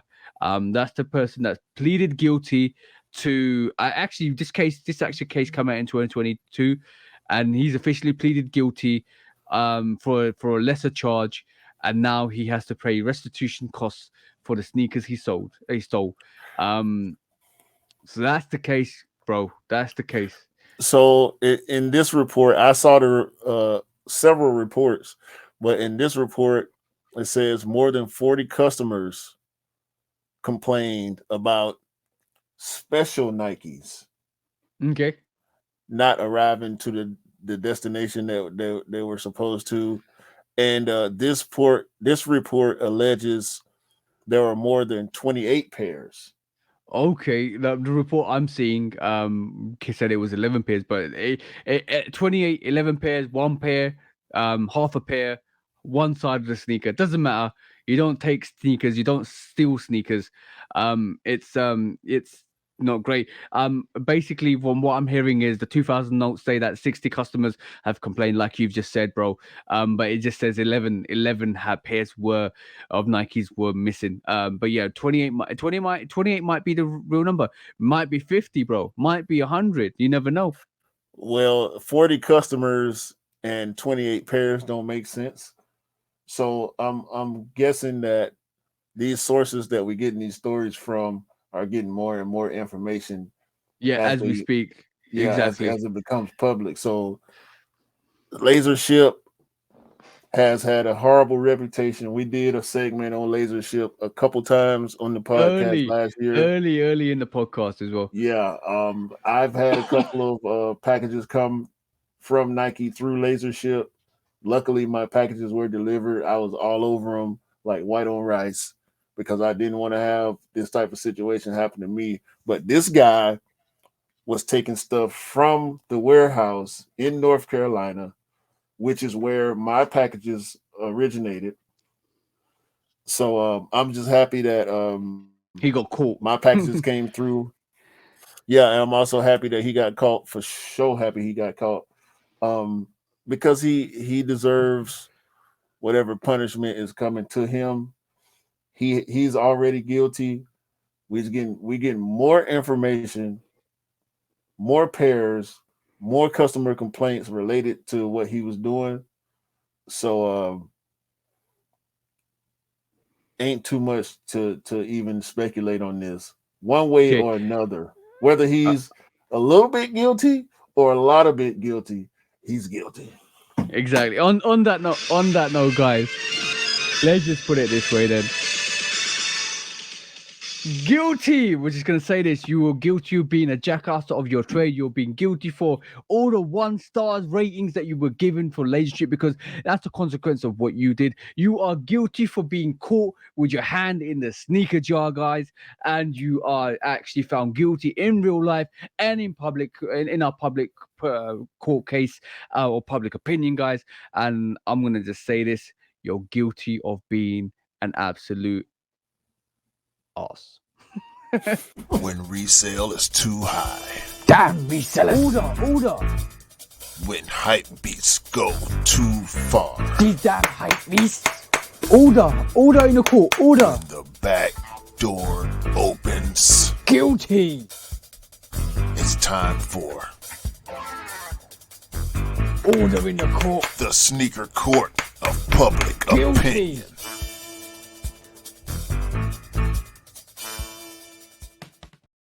Hey, that's episode 50 done, bro. That was quite a good episode, actually. Yo, we gotta check. I gotta look at the YouTube terms so I can get a better grasp on what we are allowed to say because they're changing the terms of services all the time, and it's been a few times I had to censor myself this episode. I think saying the word ass is good, but I don't know. I mean, you said it. I just said. I was going to say something even more worse, but I had to kind of rephrase it. You saw that pose. You saw that pose, bro. I was like, I can't say what I want to say because I think YouTube doesn't allow swearing anymore. So it helps get yourself monetized if you don't swear. So there's going to be no more swearing on the podcast. But like I changed the word and the phrase right that moment in time. Yeah. And I thought ass was going to be the better word to say than absolute. Yeah. Yeah, see what I'm saying? I had to cut myself short a couple of times, bro. I'm short stopping myself for y'all because y'all know how, especially early in the podcast, bro, we was letting the F-bombs go. I mean, plenty F-bombs in the Shoot Dog podcast archive, which will be uploaded on audio platforms for everybody that don't want to watch or can't watch. Everything is going up on audio. We got some catching up to do, but on all the platforms, bro. Spotify, Audible, Google, Apple, iHeart, all the iHeart, all the podcasting platforms will now be carrying the Shoe Dog podcast, and we will be putting that information out there for everybody to know. Right now everything is retro, no pun intended. But we catching up. We will be catching up throughout this year, and hopefully by I ain't even gonna put no time frame on it. No. I'm loading two episodes a week on our channels, on the audio channel, so that hopefully in about 20 weeks, 20 to 24 weeks, we'll be caught up. Yeah. So half a year. I don't know, man. We had a lot to cover. I know I wanted this episode to be shorter, but with it being dry January, we still had a lot to cover. And y'all know we get So long-winded guys, sometimes. stop making rumors up for the sake of it. Just sit there, sit down quietly, stop making these rumors up, and make our lives a bit easier. Well, no, it's on us. It's on us, bro, because we ain't got to discuss everything, and we Yeah, you know, we get excited and we get long-winded, so it is what it is, man. But we will be next week as usual. Same shoe dog time, same shoe dog Same shoe channels. dog plays, same shape, same pound, sneaker pound. Yeah, man. So, Same sneaker pound rotation. you got we never go, we come back off our vacation. and you got and ready anything to else go. you want to add, bro, before we shut it down? Nothing much, bro. Nothing much, bro. And I'm just gonna say, like I always say, in January, to have an awesome 2023, guys. And make sure your 2023 is absolutely amazing. Keep working, keep grinding. There is definitely light at the end of the tunnel. Every dog has his day. And make sure you actually do the best you can do and be the best person you can be in 2023. Facts.